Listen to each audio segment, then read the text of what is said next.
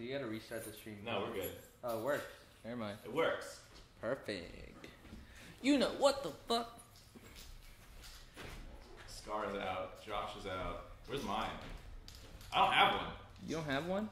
Oh, someone sent me one for me. I forgot to send it to you guys because I well. deserve one. No, that's not it. I used to click random pictures. There we go. I'm in there. I'm image 3 apparently. I'm glad I'm the white text, not Scarra, base Una. Really, really nice. Looks great. You want me to move over? Or you Let me just set the camera a little better. Alright, we're good. Whoa! Welcome everybody. Josh is gone. He's playing Magic today. You just got Una and I. So, as much as you thought all that horrible music was coming from Josh, and I appreciate you guys, I was just assuming that was Josh, it was Una and I. It was, but it's better music than what Josh plays. Fuck Josh. Okay. I actually like a lot of stuff he plays. We have very similar tastes in music. That was a joke, dude. Anyways, welcome to the PLT pre-show. We were supposed to have Pokemon on here this time around. Pokemon. But Ditched us. Scarra, no, she didn't ditch us. Una, I got them tickets. Una and her to come today. And then Una never told her that I got the tickets. But it's not fair because, come on, dude. Don't you expect... You guys live together, and I was like, all right, I got you guys tickets. And I thought at some point that would come up. And then, like, last night we were talking. I messaged you, and I was like, what time you want to meet for shit? And, like, I assumed there was some communication there. And then, like, this morning I wake up and I have a DM, and it's like, oh, yeah, I'm not going. I plan on streaming today. I assumed you also told her, and then you were only communicating with me when to tell her at the time. I knew, I had the strangest feeling that you're, like, not going to tell her, so I'm like, I think I should make a group chat with me, Mark, and Pokey. I was like, nah, Mark's pretty smart, but you're not. All right, so I agree it's, like, more on my side than yours, but still. I put in all that effort to get those tickets, and then she didn't go to the LCS, and now not here for this, so you're stuck with us two instead. So just talk a little bit about the fact that you guys moved in. Last time on PLT, the crew was not all there. Pokelols is now here. Spooks is now here. Yeah, huh? So talk a little bit about the house situation with Scarra. Chris is still there. Pokey. Unfortunately. All right, we all moved in. It's been a good time. I think everyone's getting along like pretty well, except we had like really shitty internet problems. So we actually have two internet lines, I guess that's what you call it. Are they by the same people? No. Okay, so you have two separate companies So with we have lines. Frontier and Spectrum. And Frontier has been absolutely dog shit. Like, it's gone out twice. We've called the support twice. And, yeah, it just, like, randomly cuts out. Sorry, I'm going to boost the mic volume. Make sure it's up enough. You can keep talking. Okay. I'm listening, I swear. And whenever I space out, I swear I'm still listening to you. So, yeah, we got that. It fucked up a shit ton. And then randomly we're like, all right, guys, don't worry. We have two internet. The first thing that happened was like we couldn't actually use our second internet provider because we didn't have a long enough Ethernet cable to connect our computers. So we had to wait an extra day and order cables. Then the cables came and then it broke. Like the second line broke, and so we ended up just going another day without internet. And then finally we called them again, and we Frontier tech guys technician came out, guy, yeah. and honestly, it looked like the same exact thing I did. Like, I was on the phone, they're like, hit this button and you'll reset it. Then hit this button and then you'll reset it again. And hopefully it works. And I swear to God, he did the same exact thing. And then, it worked again, but it's probably going to die again. And fuck you, Frontier. I mean, that's the biggest thing. Like, whenever you move in LA, you don't know if you're moving to a place with just awful internet. Like, I had to move a couple times because of that, where it's just like, oh, it's just going to drop all the time randomly. This is impossible to work at as a streamer. But I mean, how's the rest of the house? Does everyone hate each other yet? No. Do you feel like it's going to get that way? No. But we're messy. We're like, everyone leaves shit out. You're gamers, dude. You have no skills. You're right.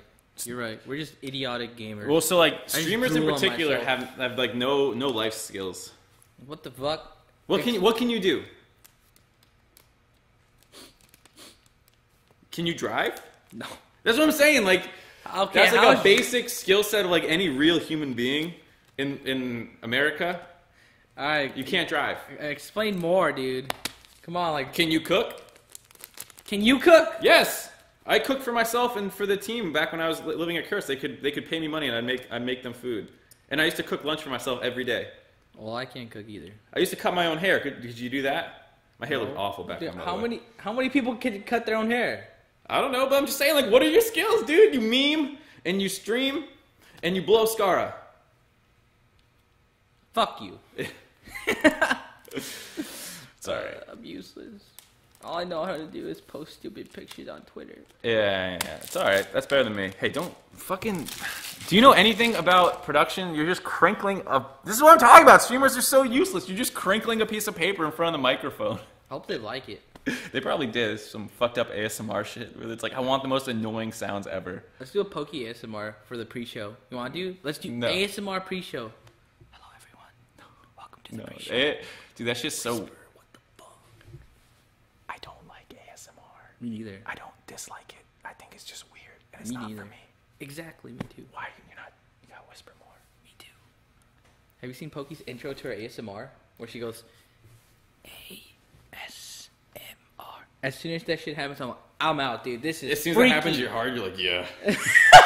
I don't know. I'm not shaming you. I'm just saying it's not for me. So like, Kink shaming bitch. no, I was actually she was doing the ASMR stream last night, right before I streamed my shitty viewer ARAMs. As I was on the dashboard, it just said she was live. So I was like, I wonder what this is like. Like it was just, I just felt uncomfortable. I just felt like someone was like whispering in my ear. Yeah, exactly. And it's not like it's bad. It's just like It's just not for me. Like the only time people talk to me like that is like during sex. in bed. Yeah. Freak. No, I mean like after. Like you're just like hanging out. After? Yeah, you're just like it's like you're just not trying to like yell. You know, you're like watching a movie. You're like, hey, what do you think of that? I don't know. Like that's the only time. It's like relatively intimate situations. Why does Josh whisper? I mean, you guys are the only guys here. I mean, we've got Miles, dude. We don't want to like. Oh yeah, that's true. And like, the walls here are thin. You know. Paper thin. You gotta whisper. Someone write a fanfic with you and Josh. Dude, that's probably like you don't need to write that. It's not a fic. That shit's going down. No. So moving on to other things that people might actually care about. Tank update. Oh yeah. Did you read about that at all? I saw the video on Twitter, and it was like... I haven't even seen that. Break it down for me. Basically, it showed like the 3 new ults, kinda of like... it looks like the most updated champs are gonna be Maokai, Sejuani, and Zac. So Maokai's was his oldest, like... It looks like, you know Zyra-E? Yeah. So, like huge, and it crossed like an entire lane. That's Maokai's ult. It's just Zyra-E, but like... Big. Super AoE. Yes. Okay. And then... Sejuani ult was made for Xmithy where he can miss that shit and it still applies. So like she throws like a bigger ult, it looks like, and then it's like a Nivea R that lays right when it lands. Okay. And then Zac's was I don't remember Zac's was. I heard some shit like it sucks people in, and that's how it works. I mean that sounds good because I think there needs to be like more Orianna stuff, like more Orianna ultimates that pull people together for like big wombos. I feel like there's not enough wombo comboing in League. Because, like, even though that's, like, really, like, not super high-level gameplay, it's still fun as shit to watch as a spectator. When you see, like, an Ori ult with an MF ult on top and then, like, you throw a Sejuani ult, you're just like, they're fucked. That's GG. Like, oh, my God. So, like, I want more stuff like that. We were talking about, I don't know if you guys seen, like, Darkseer in Dota 2. His Q is, like, the, what you call it? Black hole thing? It's not black hole. I forgot what it's called. But it's, like, a quick, like, absorbing thing. Sucky. I don't know how to describe it. Say sucky or sucking in. Suction. Suck me. Freudian slip. Yeah, I don't know anything else about the tank update. I heard I saw like the items look busted. Yeah.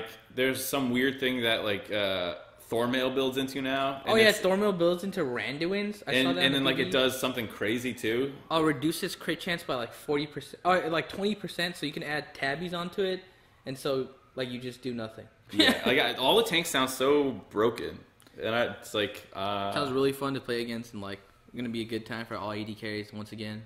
I mean, Bork's probably gonna get nerfed, and it's just like time to complain again. Whatever. Yeah. I mean, I tend to not follow stuff until like it actually happens, because like when you're talking about the game and like some random like thing pops into your head and you just fuck yourself because like you're talking about some patch that hasn't actually hit the Tournament Realm client. So like, because live patch is like a patch ahead usually, and I just try not to read anything until it's relevant, because otherwise, yeah, I'm like, oh yeah, and then LeBlanc's changed to her spell, like her bouncing on her passive, and it's like, oh wait, that's hasn't happened yet or something. That makes sense then. Well, probably the mid-season. I don't play solo queue, so it doesn't matter. The mid-season patch will probably be for MSI, right? Probably not. Oh, really? I don't know. I would hope they don't. I think it is. That would suck because it's Remember that world patch where the Juggernaut patch? Yeah. That was so good. You thought that was good? No, Thanks, Riot. Okay, you're sarcastic. I was like, all right, so here's all this shit that everyone did to get to Worlds, and then it's like you're playing on a totally different game. Yeah. And they did that like every season up until season 5, and then they didn't really do it for season 6. Which, thank God, but like, they were always just like, oh, Triforce is broken now, season 4. Everyone who builds Triforce is now just the best champions.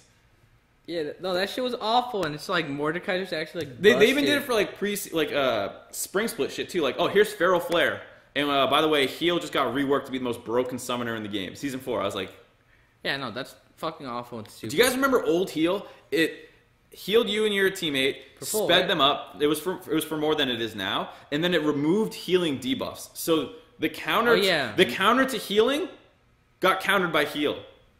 Yeah, that was pretty cool. So you could just it was so dumb. The Mundo would take heal and like TP, and then we ran 4 heal comps. 4 heal comps. Yeah, we would have Lulu with heal mid lane. Yeah, no, that shit was broken. It was so dumb, and then we just got a Feral Flare jungler, and like you can't kill him, and we just Lulu ult him, and we just pop heals on him, and it was like, that's GG. I have the feeling wait, someone said MSI 7.8. Is this 7.8? No, 7.8 is the one that is coming out next. So that's but it's not the mid-season update. I don't. Oh, okay. Cool. I might be wrong. Someone can correct me in chat if they know, but. Oh yeah. Okay. But let's not do that. That would be sad times. That was pretty. MSI awful. Seems like. I mean, last MSI was pretty cool. I feel like this MSI probably would be cool too. I like the idea of it. The problem is I don't know if like the hype's gonna die out with like the play-ins, because it starts with all the wildcard teams playing. That's fine, and then like if NA doesn't get into actual actual MSI event, it's kind of like. One, it would be like pretty sad to watch, but 2 would be like also pretty sad for all NA fans. Be like, wait, we lost to the wild cards. Yeah, that's what I'm saying. Is like it's like doubly bad because like okay, we're not at the event, and we lost the worst team. And the way that we did not get to the event would be pretty tragic. So like, yeah, that's true. I think they'll get into that, but yeah, I think they will too. Like assuming TSM or C9 reps. Last MSI was sweet. Last MSI was like, because Al was there, baby. Yeah, I saw that picture. Like, who's that greasy kid in the front? In those pictures. You know what I'm talking about? You just on stage. No, that was so weird. That was so funny. I was like, who the fuck? This is before I knew who you were. I was like, oh, really? Yeah, I don't, because you weren't like Scarra's. You don't know who I am? You weren't Scarra's boy toy yet, right? Yes, I was. Were you already his boy toy? That sounds so lame. No. Yes, I was. Instead of, there's no way to answer that. No, you weren't his boy toy yet, or yes, you were. I was a friend of Scarra's at the time. Yes. Were you living with him? Yes. Okay. Yes. I didn't remember, like, I don't know. Well, I don't know, dude. That was a great time. It was actually really grim at first because when we lost to the wildcard team, I was like, what? Yeah. But then that was like being with COG and watching them scrim, and they won like every goddamn scrim at MSI. It was. They just like actually were like mad, they were hot. So that's actually. I don't know what happened, dude. It was just like. Dude, every scrim was just one. I'm like not even kidding. People don't like acknowledge streaking in LCS, like streaking hot or cold. We're like, oh man, this team looks like they're suddenly much better than they are, and it's like, no, they're just hot right now. Like that's the thing. Like no offense to CLG, but like if they were just playing their normal level, I don't think they go that far in that tournament. But they were hot and they played well. True. Like it's not to take away from their performance. They still played well, but like like that's true. No one really. Talks about like C9, what happened? Oh, they were just in a slump. They didn't like get worse. Like Jensen just played like an idiot for a little bit. Yeah, like they were in a slump. It's not like the end of the world. They're suddenly worse. Everyone caught up. Like all these like other storylines. It's just like, nah, they just didn't play. Bad shit happened. Yeah, that's true. FlyQuest are one of the best teams in the league. Like, now they're just hot right now. Like Moon and High are killing everybody. That's true. And then like that stops happening. Yeah, that kind of does feel like that. I never thought of it that way. But no one really calls that out ever. Right. It's just they're on an upswing. They're doing better now. But it's not like you can run hot. That happens in sports all the time. You just run hot for a little bit. That's true. Oh yeah, what about the rookie of the split and coach of the split? What do you think? Ooh, so I actually was talking to Scarra about this. I actually really like what Scarra did, where he did not vote for anyone for coach of the split, he said. And that was like, I wish I did that. And everyone I've talked to has been like, I wish I did that. Anytime I mention it, they're like, oh yeah, that's smart. I wish I did that. No one wants to vote on coach of the split because it's the most like, fake narratively driven thing there is. Like, yeah, Immortals 17-1, coach of the split. Dylan Falco. And like, I'm not even dissing him. I'm just saying that like, it's just like that's what happens. Like, whatever has the best storyline, that's who gets coach of the split. That's so true. And then there's so many other factors. Like, well, this guy hasn't got coach of the split yet, so we need to give him some more votes. Or, oh, well, he kind of got it before. I feel like, I don't know how to explain that. Or like, oh, Parth plays with Bjerg, so he can't be that good. Even though like TSM improved the most without like any roster changes, no like big storylines. Like, oh, Immortals, like they imported a bunch of players. Like everyone else has like this kind of storyline for why they might have improved. Dig fired their old coaches who apparently sucked ass, and then they got caught, and like they did better. Yeah, Fly had like a bunch of random roster changes and brought in Medios, and they looked better. And like TSM just actually got better. And it's like, no, he has Bjerg. Yeah, and he's got Reggie. You know, he's got the Reggie effect. What do you even do about that? No one knows shit about the scenes. And it's And it's like when Peter won coach of the split. Someone asked me recently, like, well, Peter? Oh, Liquid Peter. Liquid Peter. When he got coach of the split in season 5, they're like, you know, isn't that funny to you? And I'm like, I just kind of took it as like more like org of the split kind of thing than it like coach. I think maybe they should rename it to like coaching staff of the split or like that'd be kind of cool because like Peter and I were like worked together. We were like pretty 50-50 on it. So like our team went from like doing awful with Piglet in spring to struggling a little bit in summer and ending number 1 at the end of the split. Which like if you want to reward us for that. Cool. That sounds fair. Yeah. But like when you're like Peter Zhang, coach of the split, it makes it sound ridiculous. It does make it sound like the genius. Yeah, like this guy this team was shit, and then he like somehow made them not shit. Yeah, and it's like, I don't know. What about rookie of the split? Rookie of the split, I think, was an interesting one. Close. Did you see what Zyrene tweeted? What did he tweet? He said if you looked at it, like almost none of the broadcast team voted for Contracts number 1, and none of the players voted for Cody's son number 1. So it was like a divide between the two. Like, so the players thought Cody's son was better than Contracts? No, opposite. Oh, okay. None of the broadcast team voted for Contracts number 1. Wait, the broadcast team voted for Cody's son number 1? Some people did. I voted for him over him. Oh, really? Yeah. Number 1? Yeah. Oh. And then some people, none of the pro players had done that. So there was like a divide. I guess watching like maybe like behind the scenes kind of stuff. So that's what we were talking about. I was like, so why was there that divide? Because on the one hand, I can see where. Like, if you look at it externally, Contracts was not super impressive. He had some good... Yeah, Riv was an exception. Then there were a couple other exceptions around. Except Riv. Yeah, Riv's got that shit on lock. But the point was just, like, if you scrim against Contracts all the time and he's popping off in scrims, you have a higher opinion of him than anyone who does not watch scrims, right? That's true. And, I mean, Contracts had a beast series this time, and he had some good Kazakh games. His Kazakh was always nasty. His Graves was, like, hit or miss. His Rengar was a little hit or miss, and his Lee Sin was clean. So, like... That's true. Yeah, I don't know. It was pretty close. For me, I just look back at, like, Immortals, like, early split. So, one of the reasons I put Cody over him for the struggles is because all of Cody's struggles were, like, not necessarily his fault. Where, like, he's joining a team with a lot of imports who didn't even have Ole in time to scrim with. So he has, like, no time with his bot lane support. Second week, he's, like, jet-lagged as shit. Ole's, like, all messed up. And then there was some stuff I heard about how Ole was really struggling to, like, come, like, live in America and, like, trust his teammates. There's, like, a lot of behind-the-scenes stuff, like, impacting his performance. And then once he stepped up, Ole was, like, a top 3 support. And then their bot lane actually was, like, a top 5 bot lane. They look a lot better. Huh, I don't know. So, like, for me, I was like, okay, so let's excuse the first half of the split a little bit.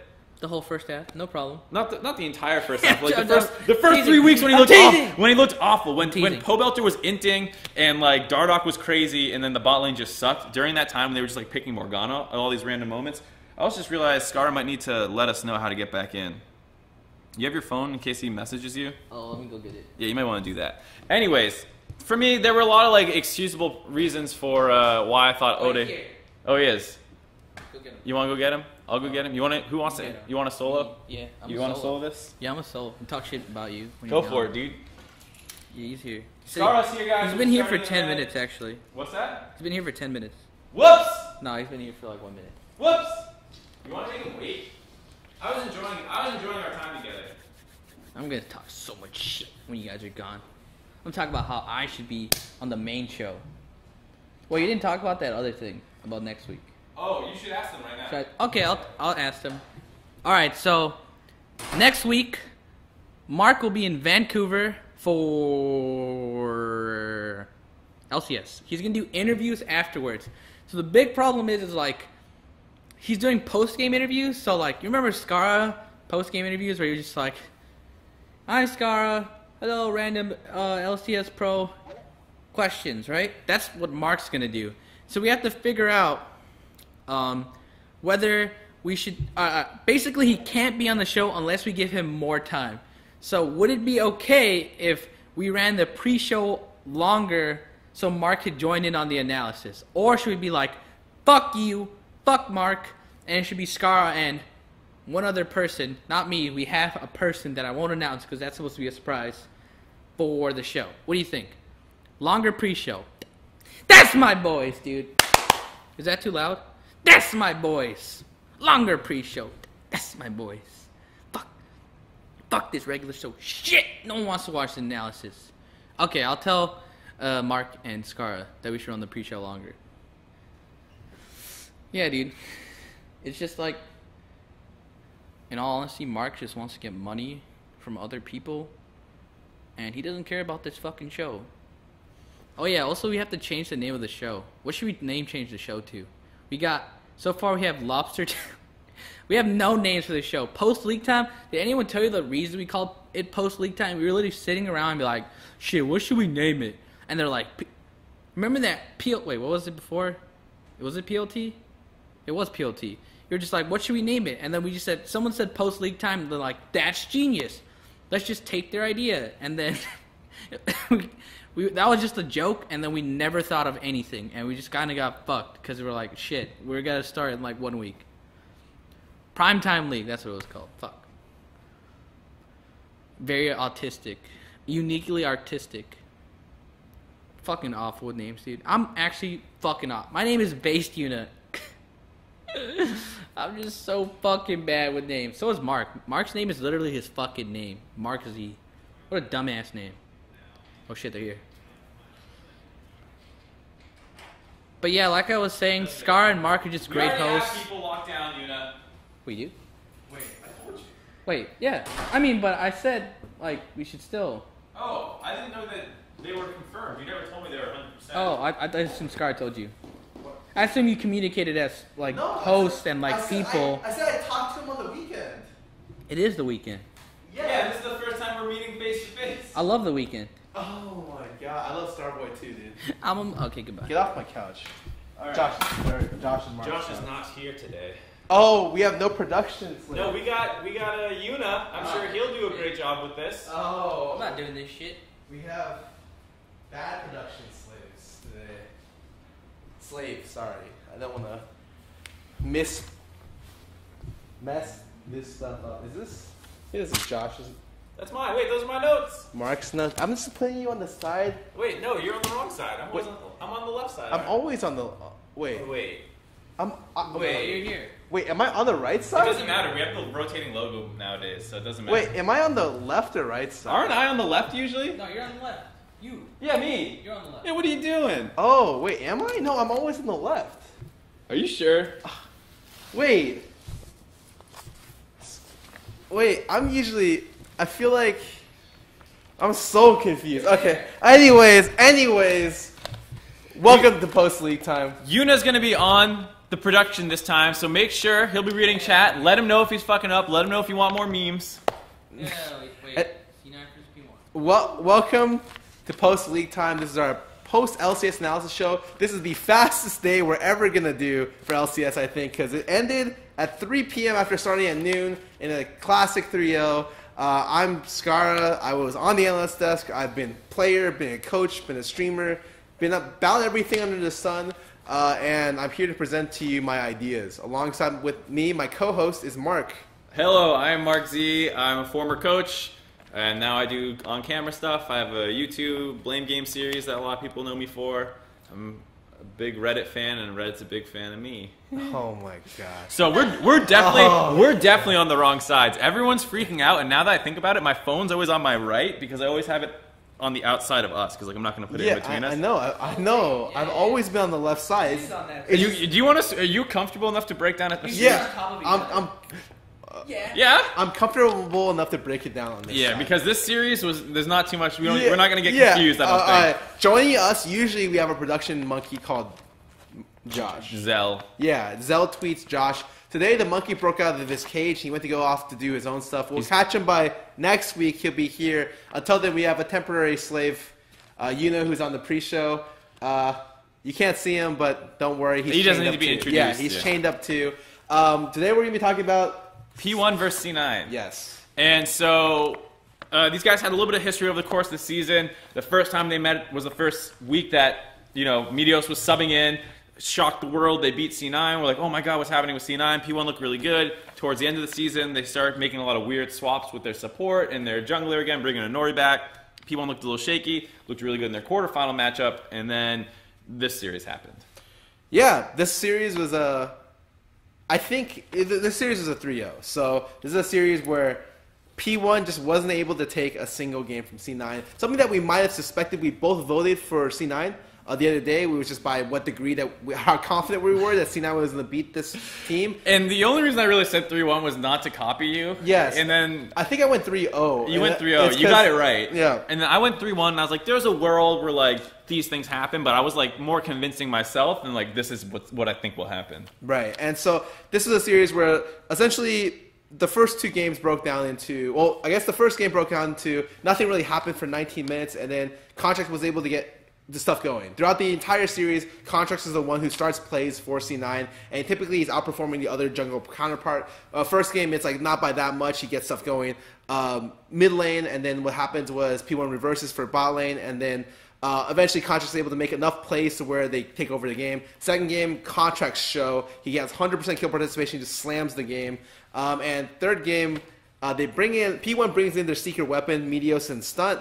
Unfortunately, the secret weapon failed at It's a secret weapon against P1. Yeah, the secret weapon malfunctioned around 9 minutes, and then they got 3 for 1 at a fight, and then 5 for 1 in another fight, and the game was over in 15 minutes. They got smashed, and like you said, the big story was, of course, Contracts, rookie of the split, stepping up, showing that he deserved that award, and pretty good performance overall out of him. So why don't we dive into game one in depth? Pick ban, anything that stood out to you? I know there's a couple things for me. I'm just really surprised C9 banned Kennen the first game. Because if I know anything about C9, I think Ray's a great Kennen player. Well, game one was Well, it was with Impact, though. Right. And so I guess I know why they were afraid of Kennen, but I don't necessarily think Zig plays much Kennen. In general, there was no Kennen priority this entire series. So I felt like them banning Kennen after going for what would be a tank just seems really weird. The first game, I just thought they'd do more with Shen. That's it. I thought that they would do more with Shen. Despite how proactive their comp could be, it was they couldn't do anything really until they got that 1-3-1 going. And I don't know how you felt, but Ryu went for the Abyssal Rush. Ooh. So I don't know if you want to get into this right now, because we talked about the Abyssal Rush before. Okay. And against the Kazakhs in the jungle. Yeah, you only go Abyssal if you're against multiple AP threats, like jungle mid has to be AP, or you have multiple AP threats so that in team fights the Abyssal aura is better for you.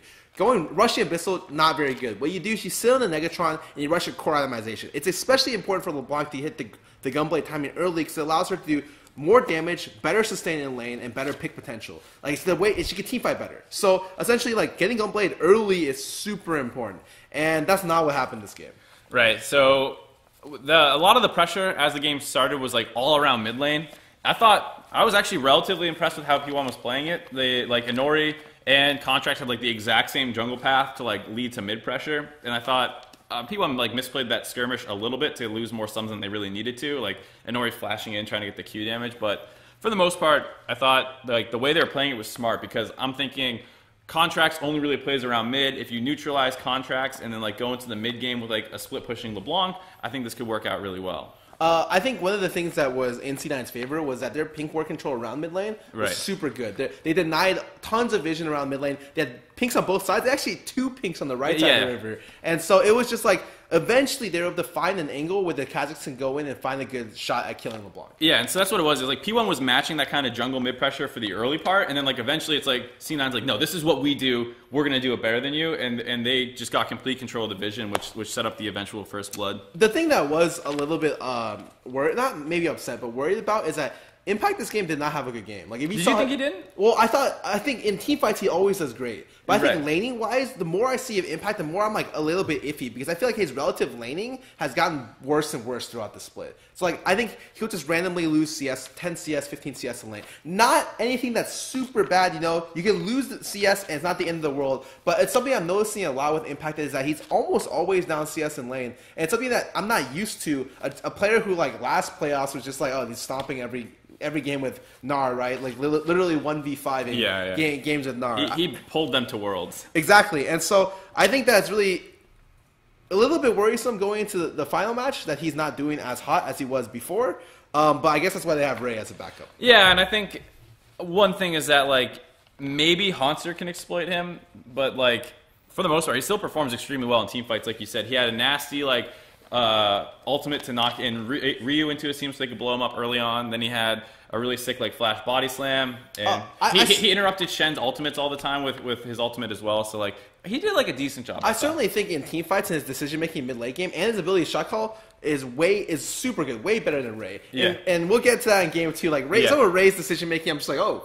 All right, you can do that. Yeah, I don't know about this, man.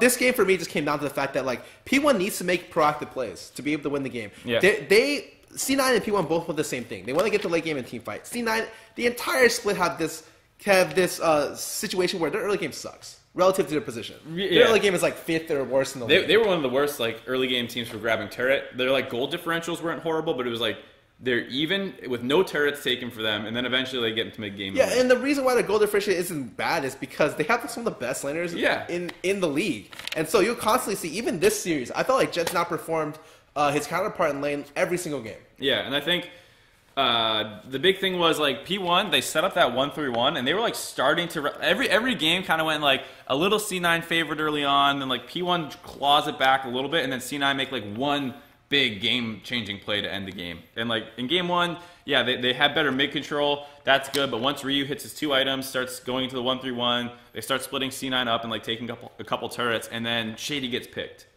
And that's like the catalyst for the game ending. Yeah, Shady gets picked. It's like a 4-0 after the next fight, and then they get I didn't think that they needed to lose that fight that hard at Baron. Like you lose your support, you're in a 4v5, sure. Yeah, but it was just played really poorly. I thought it was played super bad. Like Zig went in way too early. Yep. And then like for Impact's credit, he hit like the fight winning Gragasol that hit 2 people and take LeBlanc into the fight. Yeah.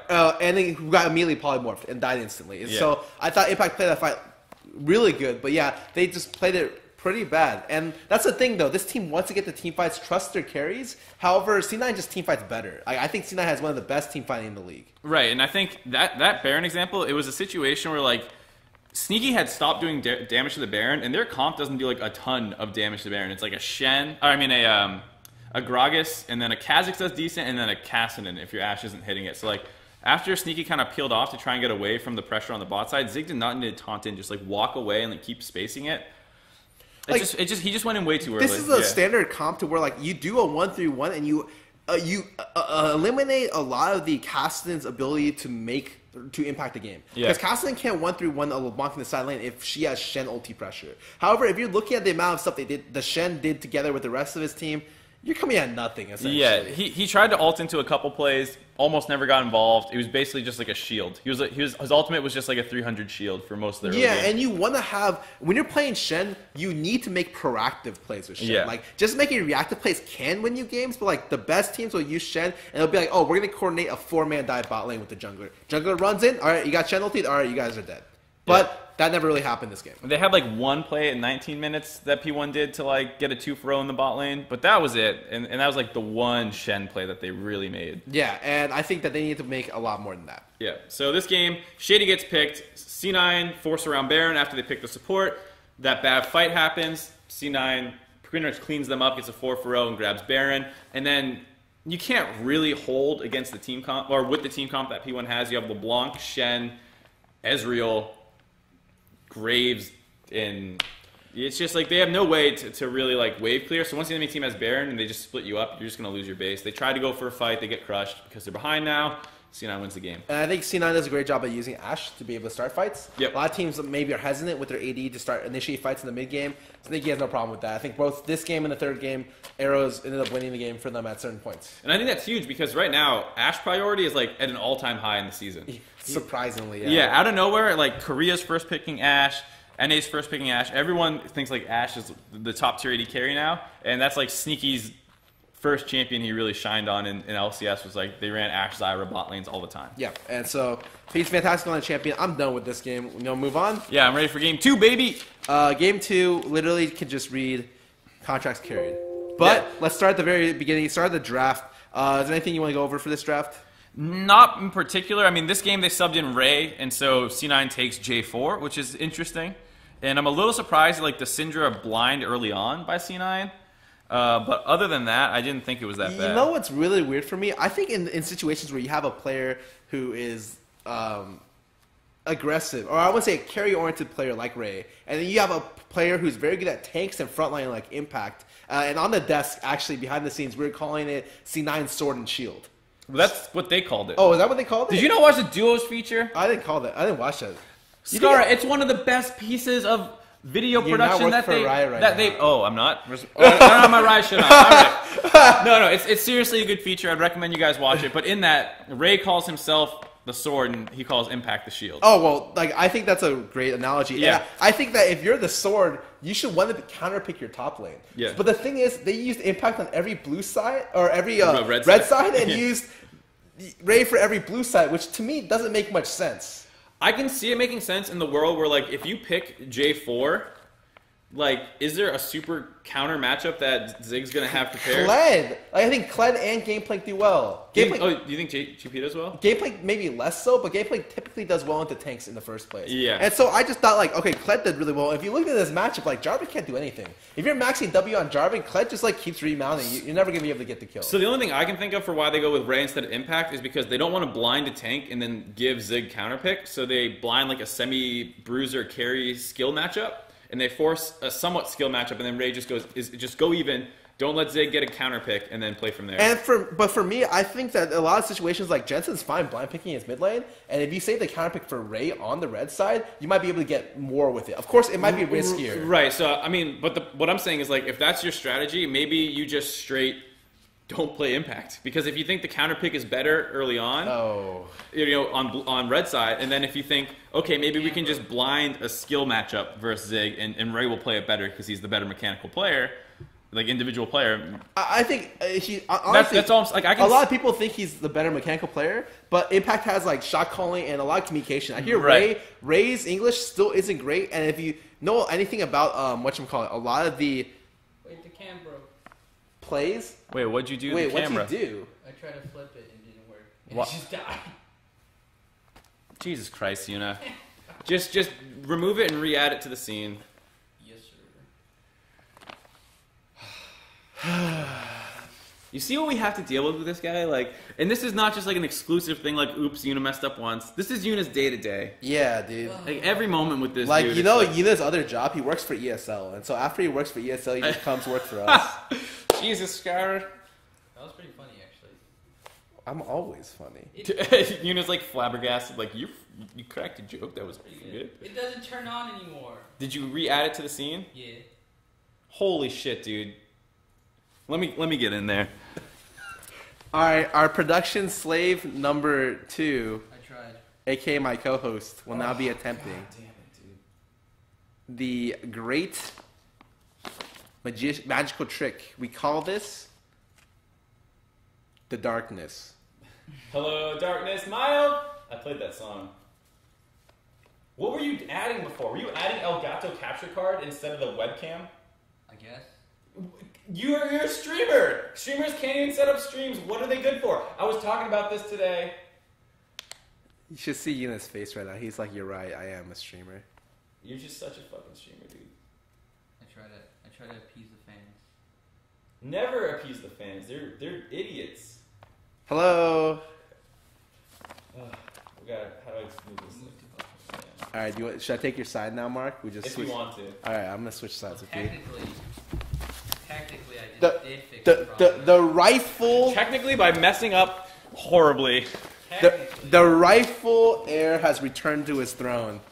Welcome, all the people who observe on the left. I'm now on the superior side. Technically, I did just fix it. What were we even talking about? We were talking about game 2. We were talking about the draft.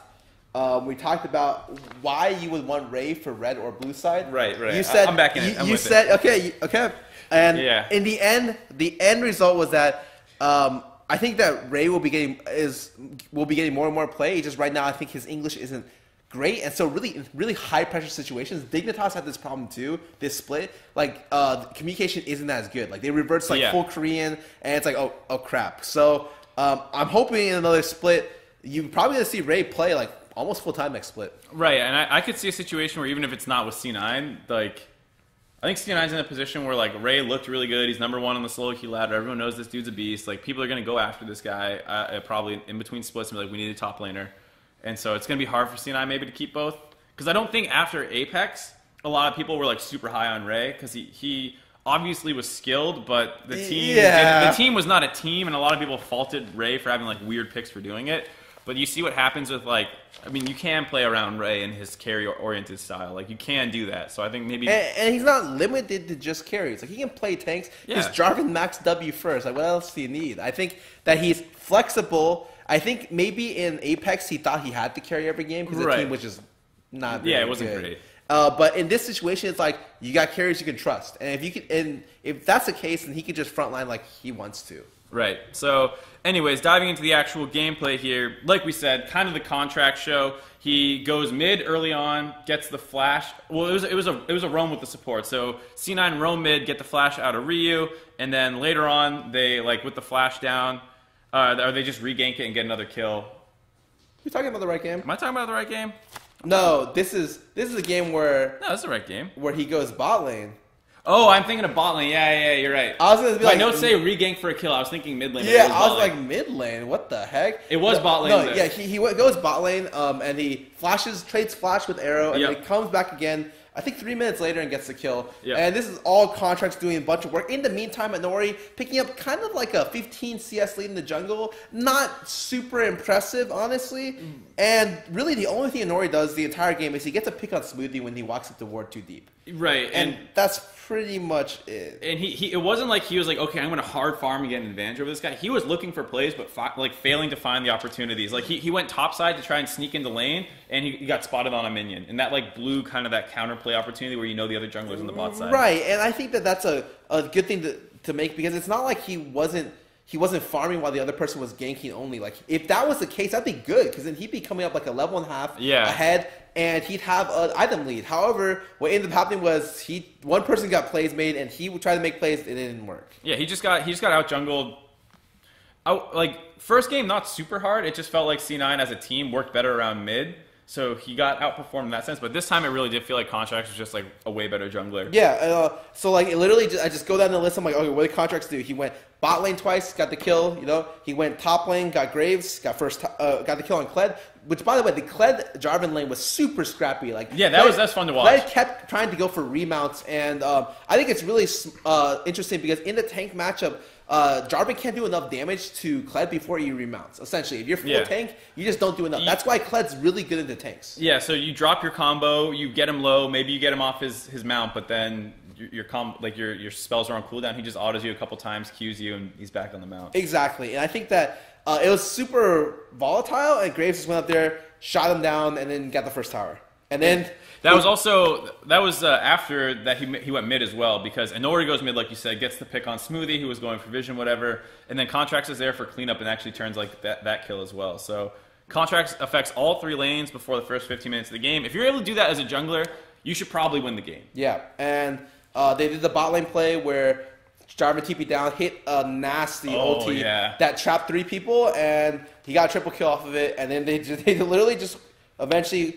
It was maybe a close team fight around the Baron, and Contracts pulls off a quadra kill, and the game's over. Right. I mean, after they got that 3-for-0, P1 did get like a couple picks, and they were like, the shenanigans around Baron where C9 was like forcing really hard, but it didn't matter because after they got like that one, like the game breaking fight was like 30 minutes in the game, and they get the kill onto Ray, I think it was, like early on, and then Contracts in the meantime is just finishing off Zig because the rest of the team was like chasing an Ezreal instead of finishing Zig off, and then Contracts kills him, and then yeah, it's too easy from there. Yeah, I just think this is a situation where it's like Contracts actually hard carried this game. Yeah, the Quadra kill that Sneaky stole, I was like, he could have handed that over probably, right? Yeah. He could have handed that over. But it's the playoffs. You can't. It's the playoffs. You can't have any fun in playoffs, guys. I don't know, man. I don't blame him. I would have taken that, dude. I feel like pentakills, especially on stage, have to be earned. If you're giving it to it by your team or the enemy team, you're just like, it's not even good, dude. It's not really a pentakill. You got to fight for it. You got to take it from your team and their team. Both teams. You're fighting 9 people for that pentakill. And if you get it, that just makes it that much sweeter. Or you just play APE. No comment. All right, so I had nothing to say about this game afterwards. Yeah, I mean, both these games, like, P1 fell behind early on. They got, like, a couple picks in the mid-game on people because both times their comps were, like, relatively good at it. Like, Rengar, Varus, Karma, Kled, Ori. Like, you're going to find a kill or two. And they were good about doing that. But then C9 in 5v5 situations always outperformed them, like, really hard. And, like, a lot of times P1 would, like, win the fight initially and then overstay and lose. So, like, that time that Contracts got that pick off, they didn't, like, respect... Or at the time that, Anori got the pick off early in this game, they overstayed and Contracts comes for a cleanup kill. So it just felt kind of bad watching these games because after the second game, you're like, there's no hope for P1. Right. Because they're not good enough in the early game anymore to, like, punish C9's bad early game. C9 stepped up a lot. And they're not good enough at team fighting to punish the enemy team's good team fighting. Yeah, so it's like they don't match up well at all. Yeah. They don't have a distinct... a strength that beats, like, works well to the enemy's weakness. I think their strengths are similar, but they're just worse at it. Yeah, and I think that was basically the story of the series. And then going into Game 3, P1 just get desperate. They know they're losing. They're like, fuck it, throw anything in there. Yeah, and they pull in the mighty flex pick or substitute, Meteos and Stunt.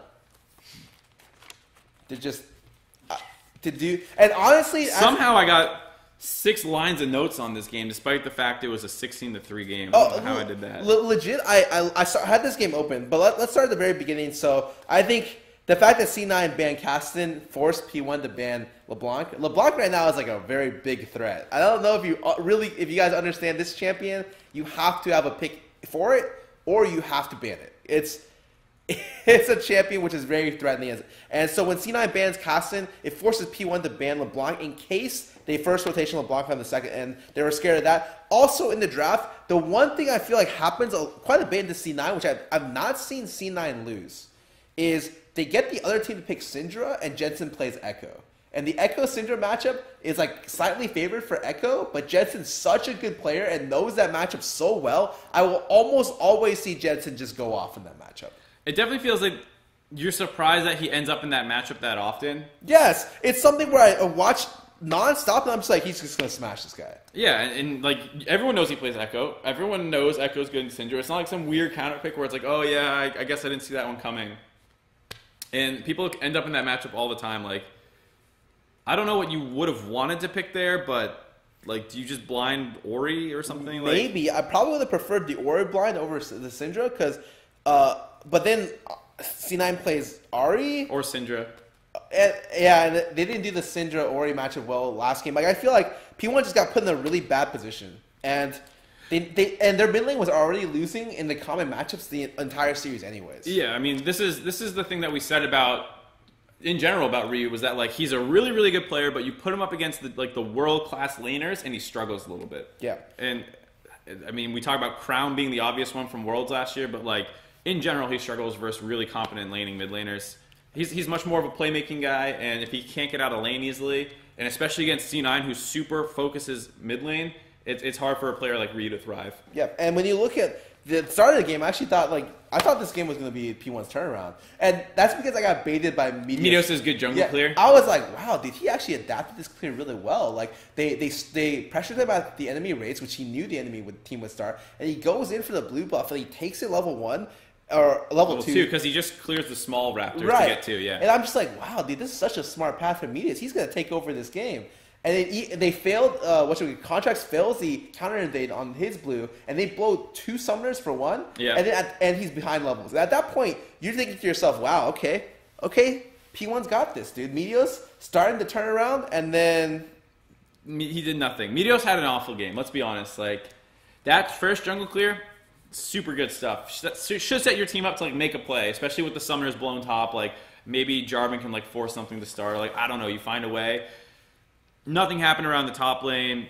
C9 are roaming. This is the game where they force Ryu's flash, and then eventually when they hit 6s, Sneaky shoots an arrow, and then they kill Ryu for the first time, kind of in the jungle while he was vision controlling, and then Meteos gets picked, and it's just all downhill. Yeah, Meteos gets picked to get Infernal Drake, and it's just the only saving good decent play was the bot lane. Yeah, stunt comes in from the river bush when Sneaky's flash is down, flash roots. Misses the root, but the slow plant hits, and then uses the ulti, knocks up the ulti, kills Sneaky, and that's the only kind of saving grace from their team is that P1's bot lane looked okay this game, and then I thought for most of the series they looked fine. Yep. It's exactly what we said.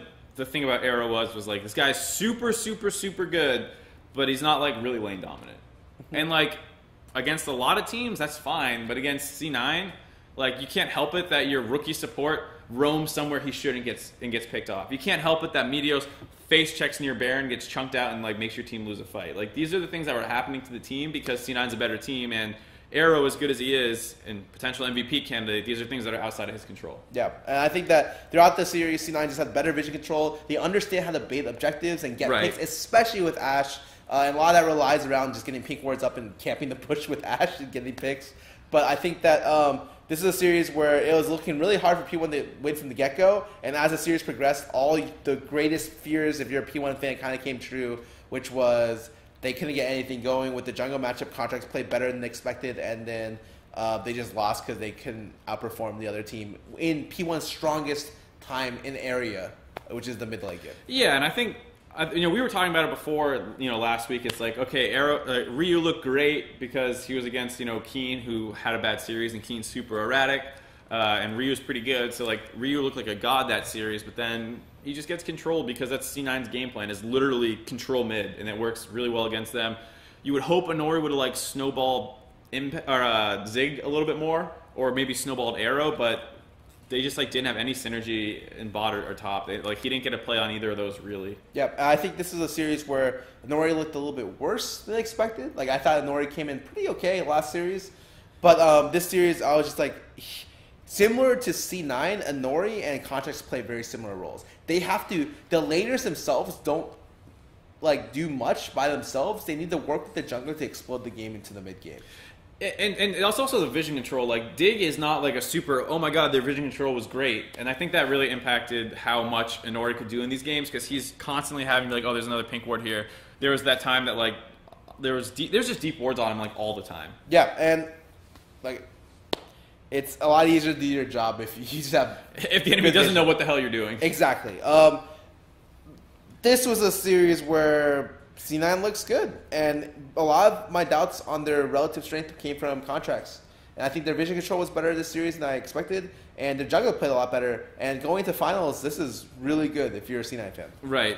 The way this game ended, just to finish it off, was P1 just got super desperate for dragons, where they would get a dragon and get picked off for it. So there's that one team fight where Sneaky lands another arrow, and the team completely splits up. Two trying to deal with Jensen, the rest just get killed by the backline of C9. Then they force really hard around Dragon again. Meteos dies. Meteos face checks around Baron. He has to repel right away, and they lose another team fight. Get aced at 18 minutes into the game before could even lose a Baron for how bad they were playing. And then the game's just over. Yeah, this was a stomp by C9. Yeah, and like you said, I think this looks really good for them because they won in somewhat of a repeatable way, where it was okay, they have two different top players with different styles. That's cool. Maybe there's still a little bit up in the air about exactly when is it the correct option to use which one. But then they have really good vision control. Contracts had a really, really good series this time around. He's been looking better towards the end of the season. And then their bot lane's still just beast. Smoothie had some nasty polymorphs. I think that this is a series where I don't think P1 really could exploit C9 in draft, because I don't think they had the ability to do that in any. I don't know, it just looked like they couldn't do anything about that. I'm hoping in another series against C9, like maybe TSM or FlyQuest, whoever comes out ahead, which we should go talk about right after this, right? Is able to put more pressure on C9 during the draft, because it really felt like C9 just kind of did whatever they wanted. They gave P1 everything that they wanted, and they still did good. Yeah, so why don't we move on to the prediction part of the show, because I don't personally have too much more to say here. Yeah, I don't either. All right, so let's move on to the prediction portion. That's my job. Why are you using the touchpad? There's a mouse. Because I'm sitting on this chair. That's why you guys need me. Dude, he killed the stream. No. Yeah. He Wait, like good? He tried to No. flip the camera, and it broke. It just turned black. People were pissed. I had to answer for the people. So me and Scarra sat on the opposite sides that we normally do. So then he tried to flip the camera, and it just broke the camera, and I had to go and like redo it all. By the way, just repping my boys. I got 3. Oh. Sorry. All right, so All right, let's go prediction segment. prediction I'm gonna drop segment: this. TSM versus FlyQuest. Do you have too much to say on this? Oh yeah, I mean, how many different ways can I say TSM will win this series? 3-0. I don't know. Not because I don't think they're the better team by far. It's just that I just don't know if I trust TSM in the first game of a best of. I can see that, but I feel like I always say I feel like TSM shouldn't drop the first game, and week after week they disappoint me in that segment. But and like, so it's like they're not even that bad in game 1. They were like 500. They were like a little under 500. right, but for a team that's supposed to be the most, they were 500 against everyone in the league. Yeah. If this team had a bad day, you still couldn't say TSM could beat them in the first But game. like they're a team that like it's playoffs, dude. It's a different environment, you know. Like you get more hyped up. So like they came out flat in a lot of those games once, and like Sven would just die over and over. And like here they're gonna be having prepped for FlyQuest for a week. They're gonna have much more focus, I think. Like I don't think they'll come out flat in game 1. I want to say the exact same thing, but week after week, TSM has disagreed with the statement. I'm saying 3-0. I'm saying 3-1. All right. So it basically comes down to that. But to get into more of the actual like matchup analysis, ᵐᵉᵐᵉ, potential MVP candidate going up against Balls. Which, to be fair, he's one of the best players on the team. Right. Balls is, I think, one of the most consistent, we should say, because I think Moon and High, when they're playing well, are Better like highs. way more important to the team winning. But at the very least, like Balls has not been a big problem for them. And the thing is, though, he does play some carry champions like the Camille, like the Rumble. He has like a pocket GP a little bit, but none of that stuff is super impressive. And if you go skill matchup versus ᵐᵉᵐ, I think he gets destroyed. And so I think you'll see a lot of tank play out of him. And I just don't see how that gets them any advantage. Right. So, on the top lane, I agree with you completely. ᵐᵉᵐ, MVP, he won, right? It's not out yet. Oh, I have no idea. Okay. Potential MVP. You heard it here first! Leaked! No, Leaked! I legit- Scarra with the early information. I legit have leaked no it. idea who won. Anyways, so ᵐᵉᵐ, potential MVP candidate. This guy's a monster. It's been a while since I've said a player can outshine Bjergsen on the team. On his own team, yeah. Yeah, and usually because if you're on the team with Bjergsen, you're never going to be the best player because Bjergsen's that good. It was like maybe Doublelift. Like, yeah, those Doublelift are- had that one run where he was good, and Yeah. to be fair, during that run, I voted for Bjergsen as well, and people were just like, how could you ever vote for Bjergsen over Doublelift? Do you see what he's doing with his AD carry mechanics? And I'm just like, you guys have been so like spoiled by the fact that Bjergsen's in the region and he's won 2 MVP votes that you don't really look at how he's playing. He got even better that season. Yeah, his like map pressure that season Yeah, it was was god tier. actually unbelievably good. And Yeah. Doublelift had an amazing season, but it was like Bjergsen exists, so he doesn't get it. Yeah. And this is a season where you're just like, I think ᵐᵉᵐ's better than Bjerg, and that's how good he plays right now. Okay, so then moving into the jungle matchup, I think we Ooh, talked about close. this. This is probably where, similar to their previous series, where FlyQuest has a potential advantage. Because as much as I think Sven works really well with TSM, I think individually he has some times where he can get picked on a little bit by the other jungler. He has gotten demolished in a pure jungle standpoint by more times than any other jungler in the league. Because like other junglers will lose like every game, or like lose like a little bit, but for some reason, and there's like a running joke about Sven inting a random game, and like that actually happens. Like Yeah, he'll have good games, and he's not like always behind the way some junglers like that guy just gets out jungled all the time. But he gets blown up sometimes. No, there are games where you're just like, Sven is like, he just ran to the enemy team twice, and then suddenly the enemy jungler is 4-0. Yeah. And sure, a lot of people remember like the Dardoch games where he got blown up, but like even like the Lyra game, the Chaser game, yeah, the Chaser game. You're just watching Sven, you're just like, oh god. Like I think I mean, to be fair, he usually bounces back because this usually happens in game 1 or game 2. Yeah, exactly. So a lot of their first game losses are because of Sven's like kind of more inconsistent play. I will say he's still a great jungler, especially if he gets Lee. I think his Lee, amazing, incredible Lee. But I just worry because he's had these games where it's just like, oh, you just like to run into the enemy team. Yeah, and I think that's the concern. It's just like that game might happen, but because he usually bounces back, I'm not concerned about tilting out of him. Like he doesn't seem to tilt, but game to game, maybe in game a little bit, but right. And for me, that's like why I have one loss is because even though TSM does win the first game, I don't really believe in superstitions. You know, there's a reason they do that, and a lot of the first game losses are because in that first game,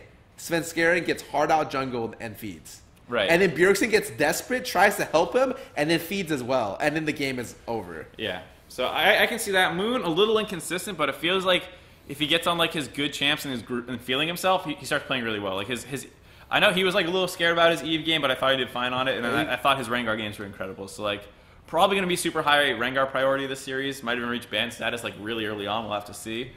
But that's something to look out for. And Moon is he does kind of need some help to like get off the ground.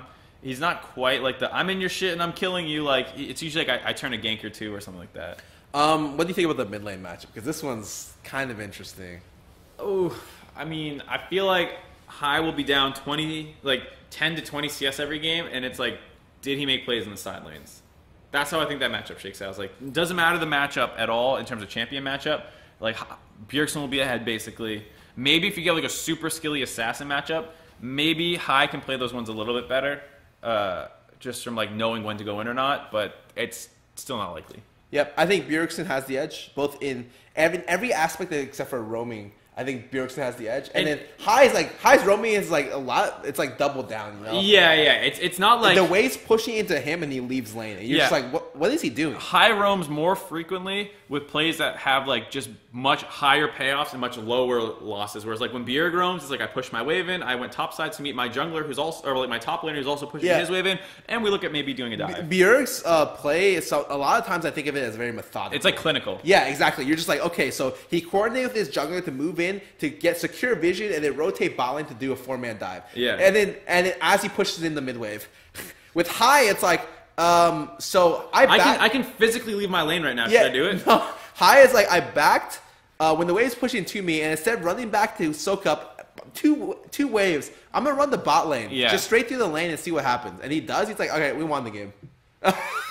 Yeah, it's like, and then sometimes it doesn't work, and it's like, okay, we lost the game. Yeah, I think that a lot of this mid lane matchup right now just for me depends on the jungler. Because I think Moon especially had such a great series, like I guess great like games 3, 4, and 5. Yeah. That he could really hard carry the series. However, he was against probably the worst jungler in the split. I don't think Smithy's been playing well at all. And so I don't want to go too far in his praise. I do think, though, that if they're going to win this series, it's going to be off Moon enabling High to be able to do what he does. Right, and then if you look at the bot lane, I think this is not as bad of a matchup for FlyQuest as it could have been with the other teams in playoffs. Like, if you look at C9's bot lane and P1's bot lane, you're like, I'm really scared. But against TSM's bot lane, not terrified. I think FlyQuest bot lane is one of the weakest in the league. But if they get their comfort picks, like Lemon gets his Karma or a Malzahar or something, like his Lulu, I'm not super impressed by, but it's just one of the best champions. Like maybe if they get decent lane matchups,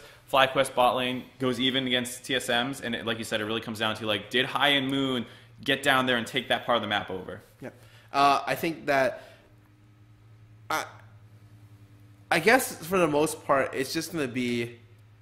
I would be worried about FlyQuest's ability to bounce back, but they did it against COG in a situation where I thought it would be under the highest amount of mental stress. Right. And so I guess they have also that in their pocket, their ability to make a comeback even when you least expect it. I think coming in, everyone had no expectations for the COG game. Everyone I talked to was just like, COG will win. It's just because it's COG, like how many games they drop along the way. And it's like, oh no, like FlyQuest actually swept this game. In this series, it's even more one-sided. I think people are just like, does TSM drop 1 or 0 games? Yeah. It's not even a question of them dropping 2. And I think that that's something they have. You know, they're the darkest of horses here, and I'm just curious to see if they can pull it out again. Yeah, I think they have more of an X factor than TSM has. Where like TSM's X factor is like when things get serious, we usually play pretty well. We step up for playoffs. We've been in every finals. This is our time of the year.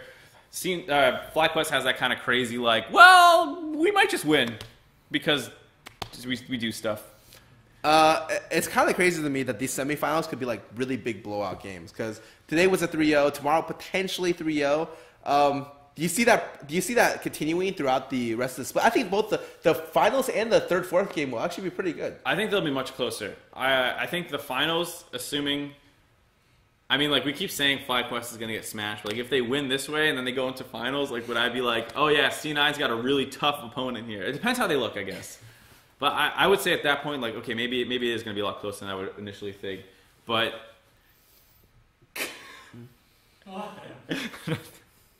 the one thing I'd say is I think depending on how FlyQuest looks here, I think the finals, assuming it's TSM C9, will be close. If FlyQuest gets smashed here going up against P1, maybe the third, fourth place match I'd say is not going to be that close. But then again, P1 got smashed today, so I have to see how FlyQuest looks. All right. I mean, aside from that, do you have anything else you want to say about the series? Nope. I definitely was a little disappointed in how it turned out. I was at the studio today with Yuna, and I was hoping we would hang out there for a little bit longer, but it was two pretty quick games, you know, just a little bit past 35-minute games, and then we had to head back here to set up for PLT, so not quite as fun of a day as I was hoping for. It's going to wrap up here in a minute. Actually It's 4 o'clock, and it's still bright out. Usually, post-league time ends around like 7:30. Yeah, we get dinner. Yeah, now it's like I'm not even. It's not. I need a donut. I'm kind of hungry. Okay, well. Fionn gave me a donut. That's all I had today. I'm still a little bit full from lunch. But yeah, that's it. We're gonna move into the question and answer section of the show. You want to do one? Yeah, sure. I mean, we're so early today. Get everyone in here. Josh can stop eating peanut butter or whatever he's eating. What are you eating? Ice cream. So that's why I laughed, is I looked to my right, and Josh is just like shoving shit in his mouth. How was your magic? That's my question and answer for you. There's so much clothes here. Wait, I was actually to ask what Josh was doing today. That he's So, one of my friends had all of Model Masters, so 1, 2, and 3. So we did 1 pack of each and did a draft. Oh, so it was pretty cool. That sounds so good. Do you want to open my packs? We went. You guys suck. that sounds cool, man. I like it. Yeah, me too. So if you guys have any questions for us about the series, NA, random anything, let us know in chat. Usually, we've been forgetting recently to tell us to tweet at us before the show starts. Oh, yeah. That's usually Josh's job, but when he's not here. Yeah, when he's not here and he's replaced by someone who can't even operate his hands. That's not fair. I realized what I did wrong. I was like 1 click away from saving everyone. But dude, you were 1 click away, but you're trying to add Elgato capture card instead of thing called webcam. I thought an auto would put it to the webcam, but when you open up the properties, it's at Elgato fucking whatever the hell it's called. Yep, capture card. Yep. But it's not fair. Yep. At the end of the day, you guys still switched, and everyone is happy. Which team do you think is best for MSI? CLG. CLG, baby, power friendship. You can still say it. Just because they're out doesn't mean that they wouldn't have been the best team. Fuck them. No, it just means I actually think it's probably going to be TSM. Yeah. But I think that the chances of them getting as high highs as COG did is impossible almost. Because I think they're a team that like they just play standard. Like they're a very good team fighting team. They play well. You know, I feel like against better teams who play like okay, we love the team fight as well. We just butt heads and the other teams would come out ahead due to better like just individual skill and teamwork, you know? Yeah. And I think that CLG is a team that was like, they were explosive in ways that you were just like, they can do that? He can play this Soul champion that well? Like stuff like that, you know? You're just like, wow, dude, no one else plays Soul. Like one other person in the region plays Soul at all. So what I'd say is it actually depends a little bit on what other teams make it. Because like if you watch the KT series yesterday, oh my god, that was they disgusting. obliterated bot lane. Yeah. Deft was like Oh my god, Deft is so good. In the first 2 games, they took the first turret at 8 minutes and 5 minutes, which means 5 minutes. Yeah. 5 minutes, and so that meant that for those 2 games, the first tower was like only Ash alive for Blue. 13 minutes Ash in the Malzahar entire into, like, two games. Lucian Like, both games. But Really? that's not that bad. So what I'm saying with this is that, like, if you put TSM's bot lane against that, I'm scared. yeah. So, like, depending on what teams go from each region, like, I'm a little scared for TSM's bot lane, where while I do think right now TSM might be the better team than C9, depending on how TSM looks tomorrow, if they don't look like their map play is significantly better than C9, I might say C9 would better represent North America. Just because, like, they wouldn't, like, get their bot lane demolished or something, and, like, Sven won't get torn apart by, you know, score or something like that. Whereas I feel like while C9 doesn't have the team play down, they're better individually, right? I think we can agree for the most part on that. So, assuming that when NA just doesn't do that well, I would rather see it be like, team play wasn't quite there, than like we got torn apart. My question to you is, do you expect NA to do better at Worlds or better at MSI? I expect them to do better at Worlds. Ooh, this year? Then I thought you meant like MSI this year compared to Worlds this year. Oh yeah, I did, because last year NA did really well at MSI. You know? And Yeah, so- but that was like so we were talking about this before. Like CLG just played hot. Right? Like they were not like a super god tier team. They played what? They played well. They were hot. They were streaking. They were doing well. Yeah, like I don't think they were super good. SKT was like on a downward. And yeah, SKT like barely like limped the into groups. They They were last place. They didn't look good in Something like that. Well, they also didn't look good in their own region. Like everyone thought Rox was going to go, and then SKT upset them. That too. And it was like some crazy things. So, like, I think this year, if you look at the teams that might represent us right now at MSI, and the teams assuming, you know, double if rejoins TSM, and TSM's better, and like C9 has an extra split together, I think teams will be better for us at Worlds in 4 months or whatever, 5 months. Okay. I feel like the extra time will help them a lot. Like TSM, C9, TSM, Team Liquid. TSM. Yeah, maybe Team Liquid turns it around, dude. Yeah, it did. Yeah, did. Did. God damn. Totally did. Dude, there's just no way, like, as an American, I'll never get my hopes up for Worlds ever. Yeah. Oh, now you said you're about to say as American. Yeah, that that question, like, Liquid. that question is like, how do you want to lose at MSI? Do you want your team to get abused by better players, or do you want to get outplayed after, like, through team play? That's like how that feels to me. That's kind of the two like sides of the coin right now. Oh god. Anyways, should we actually answer a question maybe? Yeah, if there's we well, did. that was a question. Oh, I didn't make that one I up, dude. deviated. I'm sorry. No, it's good. I just loved in the beginning people were just putting Lyra's name in there, just like Yeah, no, we're not going to talk about him unless we should talk about him for some reason. But you got to give us a reason. You can't just say his name. alright. Yeah, ask us some questions, guys. Oh, I heard. So someone says, "Will NA win Worlds before League dies?" I heard you had a prediction that you said I NA think will in win. No, I said in 5 years, I think it'll be competitive. Oh, I thought you said within the next 5 years NA will win a Worlds. No, I'm not Ember, dude. I'm not gonna say like within the next X years. No, what? We're gonna kiss the Ember. Summoner's Cup. You know, I think that in 5 years it'll be competitive. You know, right now we're struggling to make it like out of groups consistently with our teams, right? Have we not made that? It's C9 makes it out of groups, C9, right? yeah. Like because TSM comes in high, everyone hypes him up, and then they fail, and then you're just like, oh, I guess C9 gets it. Yeah. But I think Group that of let's consistently get out of groups into like quarters and then semis before I say anything. I think overall it's looking very promising because every year I think the infrastructure in North America is just really good, like on an upwards trend, especially when you compare it to stuff like Europe. Like Europe has a lot of talented players, I feel, but a lot of their orgs just feel very like What not are they doing? as good. Yeah. And part of that to me also comes down to player attitude because like you don't hear like you'll hear stuff coming out of orgs where it's like, oh man, this guy's just a treat to work with. Like I love working with this player. He's got such a great attitude. You hear that a lot for NA teams, but like a lot of EU teams, you don't hear that coming out of their top teams. Like you might hear it out of Splice or something like, oh man, they're really great, or like Unicorns of Love. You might hear that, but like you don't hear it out of G2. Like man, all these guys, they're just like. They're all just super nice guys who just they all like have a great attitude. Nice in Europe. I admit I don't follow the European scene that well, so maybe I'm missing the storyline there. But like I don't hear that much. in general, I feel like the organizations from Europe are just like super quiet, right? Like, how much do you see like content-wise out of those guys? H2 what? That's the only thing That's I like see. the only thing. Like, Yeah. I think the biggest PR from Europe and the region as a whole is like Rocat's Reddit guy, and then that's Oh yeah. They have that I guy? always see that No. guy's actually a monster. But aside from him, like That's it. I mean, there's like the Unicorns I Love guy who just dresses up like a unicorn. Yeah, but I mean, and that shit always hits Reddit. And I'm just like, it's been going on for like 3 years. Yeah, they love. People are still laughing. I guess that's fair. Like people just spam the same old memes. Like, wards, kill the ward, TSM chant. You here tomorrow, big. Yeah.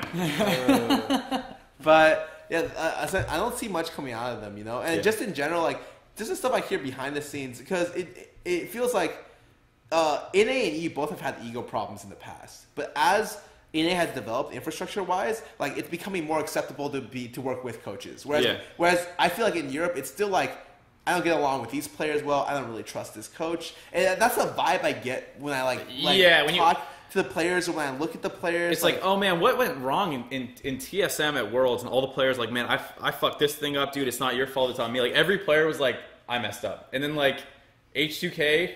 Like, you just hear, like, a little bit of a blow-up story about, like, what happened with you guys at semis? And it's like... Well, we had Forgiven. What do you think? Yeah. The Forgiven's like, I'm on any team. What do you think? There was, like, some interview where, like, one of the teammates just, like, blasted another teammate. I was just like... Oh, wait, that was a Forgiven. Was that Forgiven? I was just like, holy shit. Remember that poll? I think it was released by ESPN where it's like...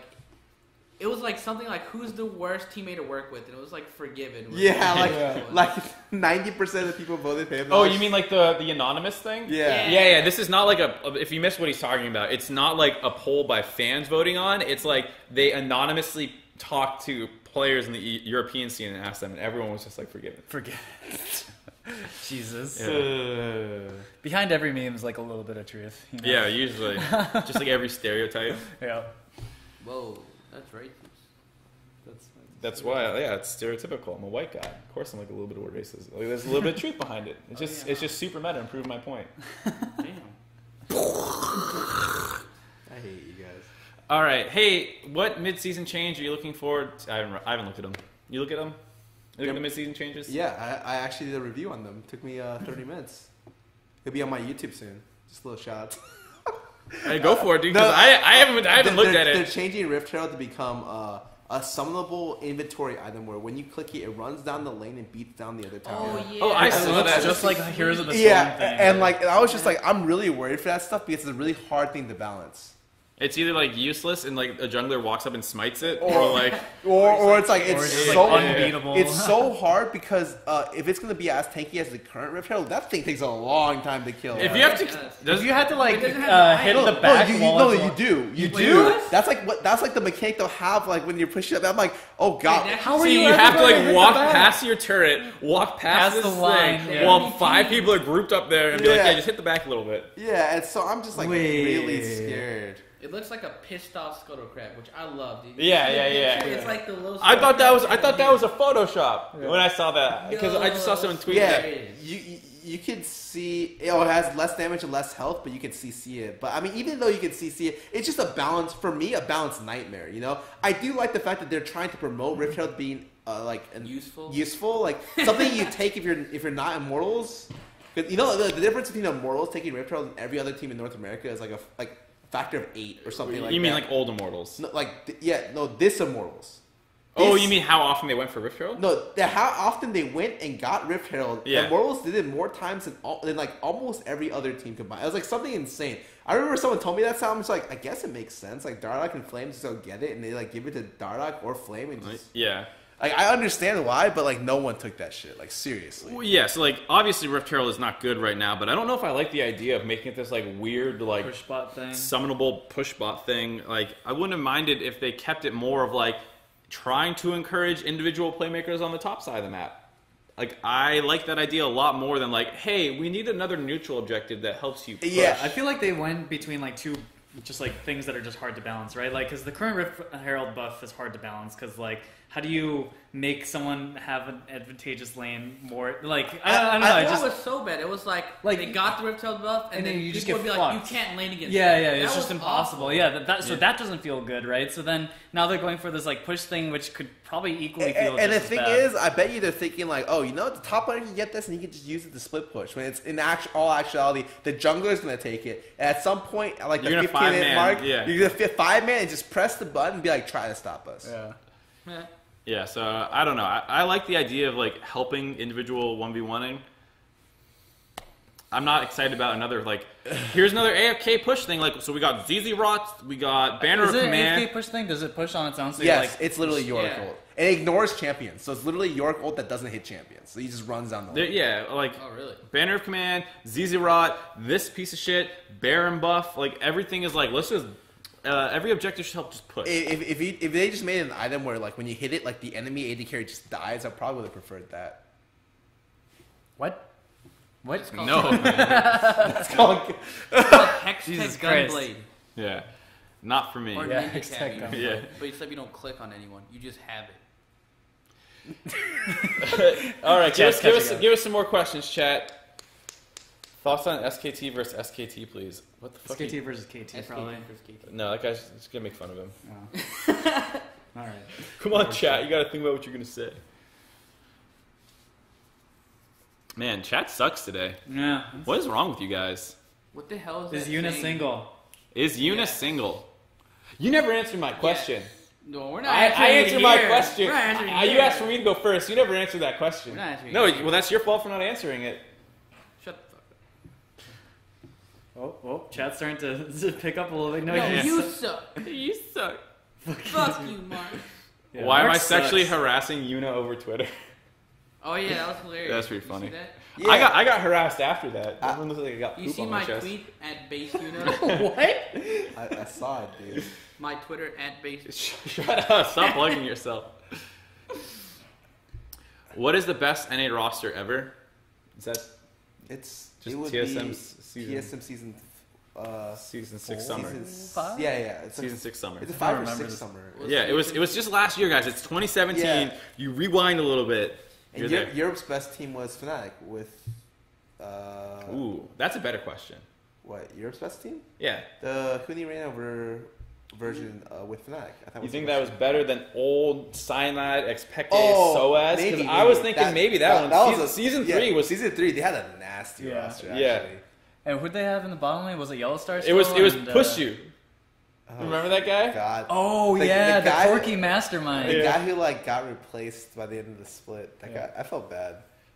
I think maybe you could say season 2.5 at IPL 5 when they had Reckless and they had that crazy deep run at IPL 5. Yeah. That Fnatic might have been the best Fnatic because it was literally that team, but instead of Push You had Reckless. Yeah. I loved the Moscow 5 storylines back in the day. Dude, Oh, Moscow yeah, 5 was like the bad boys of the league. Yeah, I loved that team. They're Yeah. like, we don't have a gaming house. We're just some 5 Russian dudes who just play. Yeah. To be fair, a lot of people didn't have gaming houses either. That was a time where. Well, it only, was like when it was starting to trend yeah, only where TSM everyone. had the New York gaming Yeah, house. but like season 2, everyone was starting to like ramp up into it, and season Yeah. 3 was like the first season of LCS, and Yeah. they flew to Russia and back. They were like permanently traveling. Yeah, They yeah. like didn't scrim, and they just showed up. They're like, "What's good?" was good. Yeah. I remember Fucking that. Darien That top was lane. yeah. He literally played Warwick top so many times he got banned, and when he got banned, he was like, "I just started laughing." Yeah. That was so funny. Yeah, they were. So Everything funny. about them was hilarious. Yeah. The reason I would not put them as a potential like best team in Europe was because they thrived in an era where like Korea didn't super exist yet. Yeah, Korea hadn't. I don't think. Did Korea even have a server yet? Yeah, well, Later because they did, right? They did. season 2 is like that's when M5 came up, and like that's when Korea really started because Yeah. that's like the first couple OGNs, and like CLG even went over there and played in them, and Oh like yeah, that's right. Azubu Frost and Azubu Blaze Hey, were like super They good. toss went over to play in them too. Hello. How'd they do? Yeah, how, we how's did. that? We did like the same as CLG. Meaning you guys didn't get out of That's groups. Yeah, we did. Yeah, that's what I remember happening. I said CLG EU because yeah. they got to the finals. Yeah, and then there was no way they're gonna lose with 0-2-0. Did they get reverse swept? Yeah, I think so. I don't know. Did they get reverse swept? Yeah. It went full 5 games. And it was It Diana was- blind pick, and like Froggen had never played Diana, but he thought it was busted. Yeah, and then like I'm telling you, like it was. Dude, the league scene back then was hilarious. Yeah, I like any team like pre-season 3. I have a hard time being like they were super like god tier because Yeah, it's like the game wasn't super developed and like people People didn't weren't take. taking- You guys didn't give scrim seriously at all. I'm definitely for that. Like I think the entrance of SKT in season 3 is like when you were just like, oh shit, there's a team that's like League has officially become an esport. yeah. Before that, it's dudes like that's a team where you look at and they were definitively the best team in the world, right? Like it yeah, wasn't even close no, it was that. like it was like these guys are just on a different level. They play the game differently. They just like pick your ass off all the time. Fakers, you're like, oh, it was gross. Yeah, I remember like it was like a debate between them and like the season 4 at Samsung White and potentially Samsung Blue, but not really. Not really. And between like the best team to ever exist. During their era. And so, yeah, when SKT during that Season 3 was when I was Season just like... 3 was just, like, so nuts. There was that one sequence at Worlds where they started at first-tier mid-turret and got all the way to the inhibitor. Oh, yeah, it was like from minute 9 to, like, minute, like, 13 or something like that. They just kept picking people off. It was like, Faker hits another charm, they all kill that guy. Oh, yeah. They killed, like, 6 people over the course of the push. It was like, what the hell? People were just respawning and running it back down mid. Yeah. I actually... was probably watching the most amount of esports in Season 3, Season 4. Like, that was, like, the time where, like 80 carries could pop off super hard. Like, I remember when... I remember. What a time to be alive, dude. I just remember, what's his face from China, just like... Uzi. Yeah, Uzi, yeah, what am I saying? Uzi comes out and he's just, like, hard carrying his team. I was just like, oh my god, this guy's amazing. The best thing about Uzi is, like, some of his events up to Worlds were always like not great. Not great. And then he gets to Worlds, he has the biggest Worlds buff ever. Yeah. It's like you're watching this guy, like, oh, he just 1v5. Oh, another game. All the games he plays, he just gets... It's actually insane. His Season 4 Twitch games, like... Oh my god. He was just like, his team, like, everyone was dead. Everyone was like 1-3 and something, and he's like 9-2 or something crazy. And like the whole team comp is like Ori, Lulu, like... they're like, keep him up! Go! Oh, man.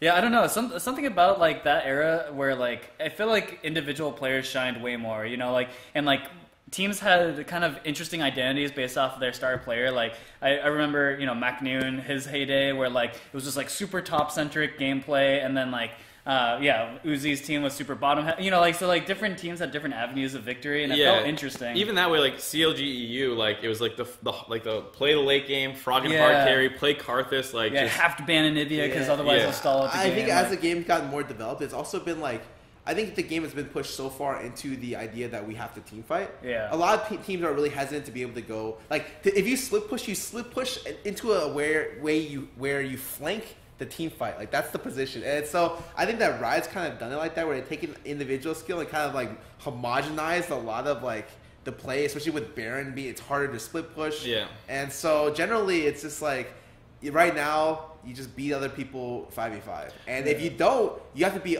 playing, like, a better team or have to have a better shot caller or something like that to be able to successfully do, like, the other stuff. I think it was a combination of that. Like Riot has even outwardly said we want to push teamwork more. Right. And then I think as people got more developed, they stopped, like, they understood, like, risk-reward more, and they stopped just doing as much dumb shit. Like, you know the one thing I realized when people overall got better as a team? I used to do this all the time in Seasons 3, 4, and 5. As the assassin, I'd walk through lane into the bottom bush and kill the AD because he'd be pushing up. I used to do this every single game because ADs are just greedy as shit. They always go for the CS bot lane. And the last season and like the last like half year, I've tried to do that and ADs have stopped doing that. And I'm just like, people are getting better. This is the definitive thing that I'm just like, people are getting better at the game. On the competitive side, the thing that, like, for me was, like, people got better was, like, when people started trading Dragon for top turret. For a while, everyone just Dragon fight. It was like, Rumble is the best champion in the game because you can't lose a Dragon fight at 6.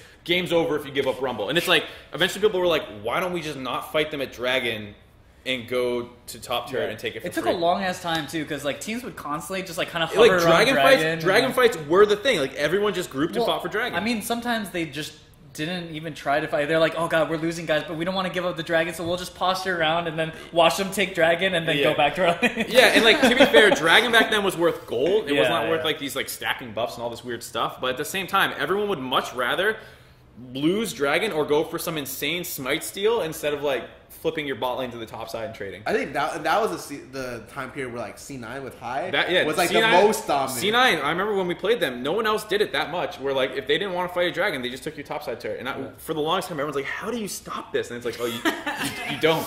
It's a trade. It's them playing the game correctly." They're like way ahead of their time. And I think like a lot of teams like that were really dominant back then, like Moscow 5, for instance. Even old SKT, old Samsung were way ahead of their times in a lot of like the strategy and just how to play the game out. Yeah, so like Moscow 5, group invades and stuff like that. It was kind of like invading the jungle was just like, oh, they can go past the river before 4 minutes. They're cheating. Yeah, because like junglers would do that all the time, but it was never like, hey mid, you have no minion wave. Do you want to come with me? Like no one did that shit. Or like the support would come and they would like 1v2 the bot lane, give me blue buff. Darren would just push and run into your jungle. That's all he did. He played Shyvana with Wriggle's Lantern and would just push and run into your jungle. That's all he did. I remember like when we got hard outplayed because they gave Urgot blue buff at level 1 and he That was when I was like, oh my god, Moscow 5 are so cool. Yeah. When they did that to us, I was like, I can't do anything but respect this. Like when they killed Dominate at like the red buff, and Dom like, is so salty about this story. That's like the play where like if you talk to Dom about it, he is like the saltiest person ever because in comms he specifically tells Locust, please ward my red buff interests are gonna invade me, and like Locust does it, and then he gets invaded, dies, and then Alistair flashes over Wraith combo kills me, and I'm just like, we lost. I instantly thought we lost. It was so funny, dude. That was so good. That play was like, fuck. That was when I saw that shit happen. I was like, holy shit. Yeah. These guys are so good. Yeah, and then like so then SKT or like so that was what they were known for North America. It was C9 doing all the swaps to topside and stuff like that. And SKT was the team that was like, we have vision control. We're gonna pick your ass over and over and over and over. And to be fair, they had Faker as well. Dude, Faker would go back and buy 2 pinks and like 2 greens and would just take over a bot side on his own and then just like pick the jungler or pick the support. Like there's still highlight clips of him killing Xyrus. I remember. It's just his LeBlanc and the enemy Xyrus. By the time the enemy Xyrus throws the E, she's already dead. Yeah, God. Oh my god. He would play the same thing with Ahri, just sitting there like charmed dead. All right, bye. Season 3 was like the depression period for. It was that was the worst support meta by far. Yeah, it was the meta where like the game that always gets talked about is that one Chinese support who had boots Sightstone at like 20 No, there wasn't even minutes Sightstone then. No, that was the green ward. It was just you would stack greens and pinks. Oh yeah. He had boots and then the wards at like 90 what's minutes. funny is I was talking to Miles daydreaming, and he was like, I actually like support back then. He was just saying that like it creates so much tension for support players and to be like super careful because you're like had to keep your oracles up because every time you died you'd have to pay 400 gold for another oracle. I mean, it's like punishing in the wrong ways. It's punishing the wrong ways. I mean, it just makes it so. Well, I think back then it made the role like no one wanted to play it. And now like the role is like super. Whenever I play support, I'm having a great time. Like I'm just like, I love this role, and I think I couldn't say that about the support before because if you got punished as a support before, you weren't playing the game. You were 5 levels behind with a boot. Every support was like, I exist to drop this like one thing. Whereas like Annie is like a flash alt bot, and like Blitzcrank was a hook bot, and like Janna was an alt bot, and like everyone was just like that's that one thing that you do. Zyra was like drop your combo and die. Everything just died. They did one thing and died. I did not like playing support then. Malzahar would not exist. It's like, no, you can't ult. You're dead. I just thought it was really funny because at the time, that's when like, when I planned to kill bot lane, I would just be like, support's probably got like 600 health. I'll just one hit this guy. Like, if he ever face checks a bush, like the jungle, even the AD, the top laner, and the mid laner could one hit the support. I mean, junglers back then were kind of in the similar struggle. The Maokai Oracle bot. That sucks so hard. When you got double, you got Moby Boots, double gold per 10, and you got Oracles. And that's like all you did. You just ran around and you just cleared wards. It's like, how many jungle camps did you kill? None. Froggen took all of them, but I got 4 wards. The Froggen lane pattern where he pushes, goes to your own raids, pushes wolves, pushes their raids, pushes their wolves. And he's at like 300 CS at like 20 minutes. I used to crush on Mordekaiser mid because that's all you would do. You would just get your gun. Holy shit, was it revolver? Hextech revolver. Push up and then just go to the raid. I actually think Oddone like got famous off that shit because Oddone legit would be the guy who played Maokai jungle and he'd sit he'd come to your lane, clear the ward, leave, and come back and do it again with oracles, and you just be like. You'd be pissed. I'd be so mad. And that's why Moscow 5 was so good, because everyone's doing this like bitch ass like oracles thing, and then the Shyvana's in your face, and you're like, oh, stop. Yeah, more mid with 10 pots start. Holy. Oh my god. Didn't you get 13 pots? Yeah, I think you get something. It was 14 insane. pots. It was something. I think it was insane. 13. I don't remember. Something like that. Yeah, God, that was so funny. That was so fucking lame. He just like he's never out of pots. He And then- still has pots. And then by the time he comes back to lane, he's got his revolver. You had to kill him or he was there the whole lane phase. There's some really dumb stuff in League's history, like the red pot stuff. Hey, my Red- God. I People would abused start that. Red pot. Yo, exhaust- I would start red pot. I- I was like, what the fuck? Top lane was like such a fucking Dude, scary Exhaust place. Ignite Red Pot Fizz, when Jensen first started doing that when he was still Incarnation, it was like, oh my god, this guy's a genius. I did Exhaust Ignite Cat, got rank 3 at season 1. I did Exhaust Ignite, or no, sorry, I did Red Pot, Blue Pot, Kale. Because you can have this thing where you start the extra gold in the lane, and there's a support mastery. I took both pots and level 1 killed Link in a scrim, and he saved that and sent me the YouTube of it like a year later. He's like, I remember when he used to do this shit to me, and I was just like, oh wow, I was really smart back then. Because at the time, Kale had like a 1-to-1 ratio in his Q. Yeah. Literally, I Q them and they would die. It would just be it. Like, Well, I just remember in top lane when Rengar came out, you would stack up your passive to 4 on the golems. And then you come into lane with the red buff, red pot, and ignite, and you just like come out and you triple Q them, and they just instantly evaporated. Oh, that was like something you just learn. Like that happens once you're like, wow, I just can't fall for that shit again. Yeah, but it's so hard to not fall for because it's like, oh, I just have to sack minions. You just have to sit Yeah. there. And sometimes the minions would just randomly push against Oh you. my god, minion RNG back in the Yeah. day. Remember when you would just lose bot lanes level 1 because you had bad minion Yeah, RNG? dude, the my minion God, that was RNG just so like annoying. randomly had pushed your lane. Yeah, and so you're you like, both have to start the jungle camps and then like one bot lane, just Yeah, super hard target to that creep was so you so miss a annoying. CS and then it's just over. You can't contest level 2. That was the funniest, That was and by funniest I mean so the annoying. dumbest thing, and it took them like 5 seasons to well, fix it. I just remember like people ask me this question all the time. Like, don't you miss old Gragas? I'm just like, I don't know if you guys remember That old champ Gragas. was- I was literally the most fucking- broken champion I played. Sure, I was really good at it. Like, I'm not even gonna say I wasn't, but I was also playing like the best mid laner in the game. Yeah. Like, I would start red pot on Gragas. And literally kill them going body slam level 1. And it was just like at any point. Famous clip, dude, for you and boy. Oh god, that clip was That clip's so good. so good. Ah. That was at a time where people didn't know you could buy Slam Flash, so it was just like, oh shit. Yeah. Holy. That old Gragas, old Nidalee, where it's just like Oh. one spear, 90%, you got Yeah. time to back. The old Gragas E at level 1 did 120 before you got anything.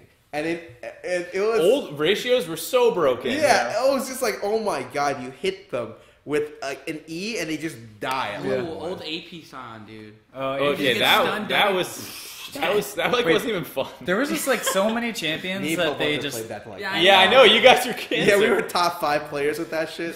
there were so many champions that just like had 1.0 AP ratios back then. Like the Everyone. AP Tryndamere, the Master Yi shit. Oh, like that's you. yeah, that's He's you, right dude. there.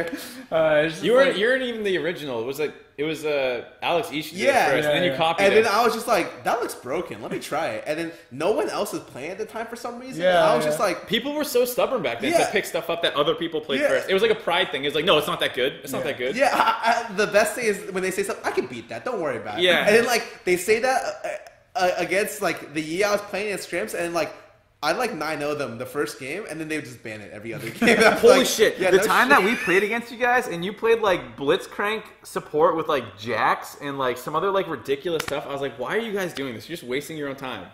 we were It was like Crumbs was on the team. Q, Yeah. I forget what it was. it was a strategy where we used It was like triple teleport, it was something teleport crazy. smite on like something. It was, I think for us we did really well defined. We didn't have very efficient practice. We just did whatever we wanted to do. So everyone was just like, "What do you think about?" Okay, get this. What do you think about Udyr solo laning? Udyr top was good though. Yeah. No. It was was something, another red pot It was Yeah. something like Udyr solo. Tiger stance. the double tiger stance. It was Yeah. like Udyr solo laning, but he would take a buff, and then like your other like someone else would take another buff, and then you would like have him solo, and you have a roaming like support and like You guys came up with the dumbest shit. we had the and you funniest never shit. did it in LCS. Yeah, almost. no, oh yeah. There's what I think. See, I think it got so bad that one time, we had to apologize to Monte Cristo for like doing something in scrims because like we we hated it too. We hard tilted COG because we played them for a full week with one strategy and didn't bring it out in LCS. Because as we played it throughout it was terrible because we played against COG, the other team that would do wonky stuff. Yeah, well, we did some weird stuff too. And so what ended up happening was it worked super well the first time. We literally like beat every team the first time we did. Okay, cool. And best of ones.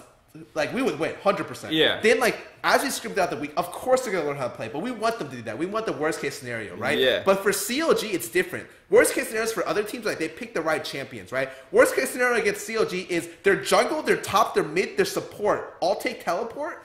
And they do dumb shit back. And they do dumb shit back. Yeah. Where literally, like, level ones, or they like, 5-man flash over the dragon wall. Yeah, And then I remember that. Everyone always talked about that level 1 from CLG. and I'm just like... Like, we were doing super stuff, and so were they. So we made them do inefficient practice as well. It was so funny. The 5 flashed over Dragon The Ball funniest fans. example of like us pulling out a strat like that is we had like Nunu, Janna, like I forget exactly what the comp was, and like an 80 carry like Jinx, and our strat was just to group up. We'd lane swap and group up level 3 and just mow your turret down, and then we would constantly just go as 5-man and just group and push and I group remember and push. it was with Zekin on the team. Yeah, and it was like some stupid comp. And then we had an Olaf with teleport who would just go and clean up the other waves. So the Olaf collected all the farm while everyone else just grouped as 4 and pushed. And we did that against CLG, and we almost won the game. But then we fucked up one team fight because Cop didn't know Shyvana was a knockup versus a Yasuo. So Shyvana ults him, knocks him up. Yasuo takes the ult, and this is like broken ass Yasuo. Yeah. They kill him, and like CLG comes back in the game, and that was when Chowster was playing. Like he was subbing in, remember? In season 4. Yeah. That was like the game where I was like, oh my god. I just remember the best time was when CLG boot camped in Korea. And came back and got smashed by And they us. came back, and they played you guys. And at the time, we were playing you guys, and we were just like, you guys were the lamest team ever to play with. Yeah, we were.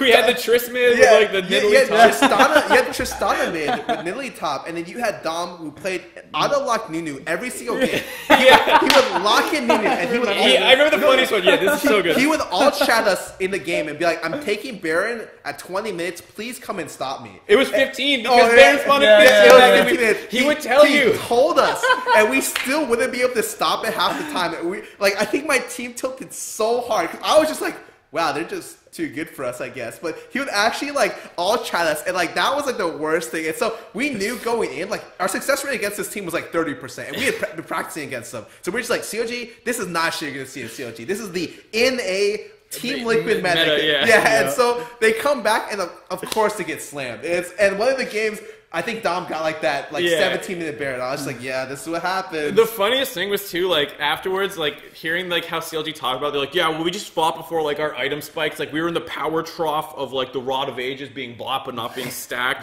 so our Maokai wasn't. Like they're talking about all this stuff, and I'm like, dude, what the fuck are you talking about? We just picked Nidalee and split push. Like it was so funny. They had like all this like Korean meta shit that they were talking about, and we're like, dude. Nah, it doesn't matter. Welcome to North America. Welcome to North America. Yeah. Welcome back. I'm sure you had a good 2-week vacation, but you're back on vacation. Actually, because in playoffs, you could play in playoffs and relegations back then. CLG had to play in relegations because they played you guys. They played Dig after that. Oh yeah. Wait, did they? Yeah, because it was It was at MSI or not MSI, PAX. Excuse me. That was the one where we 3-0'd them, and then we lost to C9, and TSM beat you guys, and then it was like a TSM. And then we beat them, so they got into relegation. Yeah, so they had to go into relegation. Oh, and yeah. Cursed Academy was up 2-0 and then got reverse swept. Oh, yeah. CLG was like this close to getting relegated. Yeah, that was crazy. They ran the protected double lift comp. Yeah, they just ran that times. shit three times in a row. And I love talking to George about this is so funny. George, by the way, is Hot Chef for those of you who don't know his real name. George, he just like I just told him to play the best comp in the game, ball comp. He has like a hard on for ball comp. Ball comp? If you ask him about the best comps in the game, he's like, just play ball comp, dude. You just ball up and you just win. Like it's just so easy. And I'm just like at the time, I was the type of guy who like I hated ball comp, but it was like it's the easiest to do. I just told them to play ball comp, and we just won relegations.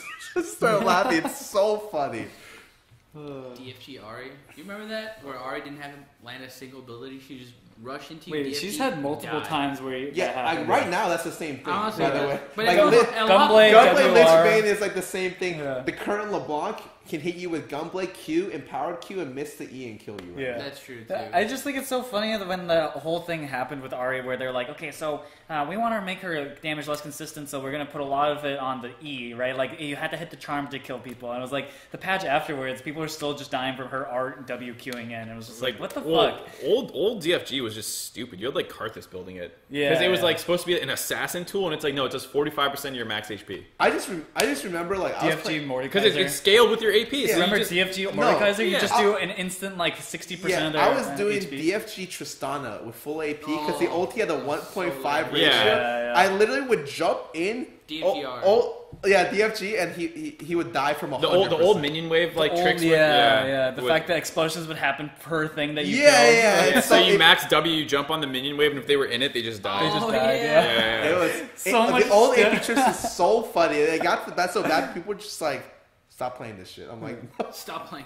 Then we played AD Trisk, and we would just everyone thought it wasn't good. Rush. Yeah, you just rush static shiv, get Bork, and then like. I thought it would work better with the new that you guys played. Yeah, because then like at level 15 minutes in, like 3 points Tristana Q, like level 11 or 13 meets up with Nunu, and they just 2-man Baron. It's like what the hell. I think we answered a total of 2 questions. Yeah. We just went into because chat was sucking, so we're like, this is fun. Let's talk about League. It was fun. You're making League sound so boring nowadays compared to back. I think it's more fleshed out. You know, I think definitely. I actually enjoy League a lot right now, but it's just nostalgia, right? You're seeing stuff through rose-tinted goggles. I talk to you about the good times, right? I don't talk to you about the times where QD is playing and he face checks the double buffs and tries to steal it against CLG. And then that was like that. Those are the games where I'm just like, oh god. And then it's like Zeb was broken as fuck, and like he got 1 kill, and now he's just split pushing for the next 40 minutes of the game, and no one can ever 1v1 or 1v2. Or like the top lane meta of like Mundo Shyvana Renekton, where literally if Shyvana got like a lead, you could never kill it. She 1v5 every game, and you were just like. That was fucking lame. Do you remember that was the time when AD did Shyvana? That was fucking TMS Shyvana was hilarious too.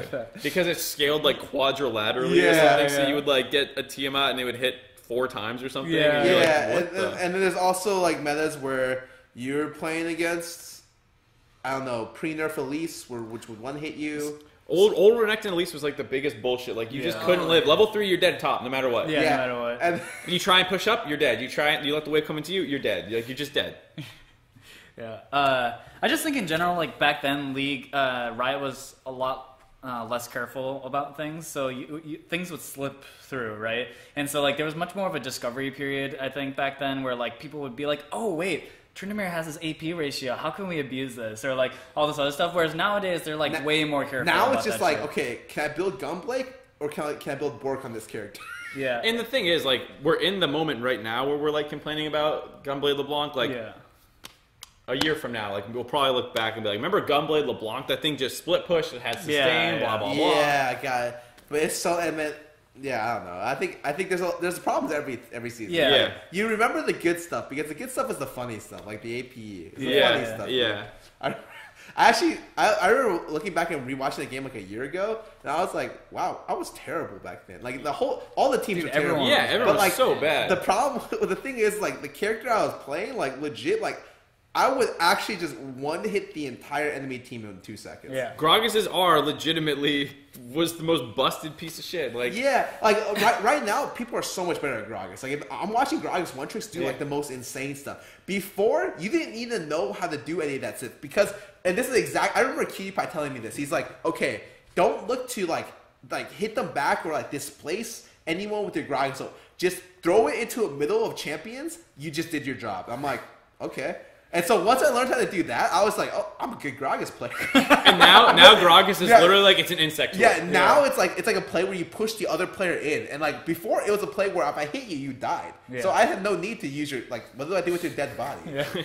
That was and like Lee Lee Sin so there was no insect until like season 3, season 4. Yeah. Where, like, I remember the first time people saw that, like that shit blew people's minds. Oh my god, it's possible! Like insect was like And then like you saw like the evolution where like only a couple people could do it. Yeah, and then like everyone does it now. And now it's like you have to be able to lead. If you can't kick Flash on Lee Sin, you like can't play the champ. Yeah. Kick Flash wasn't the thing. Yeah. That was, when I first saw it, I was like, oh, people are sick. Yeah, people were so bad about discovering using Flash to like cancel animations.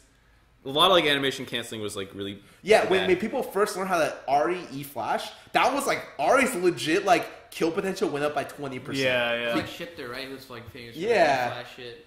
And there's just so many like small things that people don't know that didn't know back then. Where now it's like almost all it's fleshed out. You know, I think you'll see like new stuff with new patches, new items. I think mid-season is gonna help a lot with the new item changes. There's gonna be always that period, experimental period, but there's like good things and bad things with having the game more defined. Yeah. So we done with league nostalgia trip. Yeah. You want to call it? It wasn't even Q&A. It's like the league nostalgia trip. Yeah, I'm good. Yeah, I had fun. That's cool. Thank you guys for watching this episode of PLT. Yes. If you missed any of our previous episodes or really rewatch this episode again because you just love us, you can find it on my YouTube, twitch.tv/ or youtube.com/Scarra official. Both episodes from last week are on there. I understand one of them came up a little bit late, but that's my bad. Anyways, thank you guys for watching. We will see you tomorrow. Yep, I'll be there. Where we'll be talking about FlyQuest versus TSM, as well as doing predictions for finals. Yeah, we'll have... You want to do both tomorrow? Because we should do both, I think. Yeah. But so we will do prediction for tomorrow, probably both tomorrow. As soon as I'll clarify with Mark we need to finalize our plan. But thank you guys for watching. Bye, guys. Bye. Bye. Why?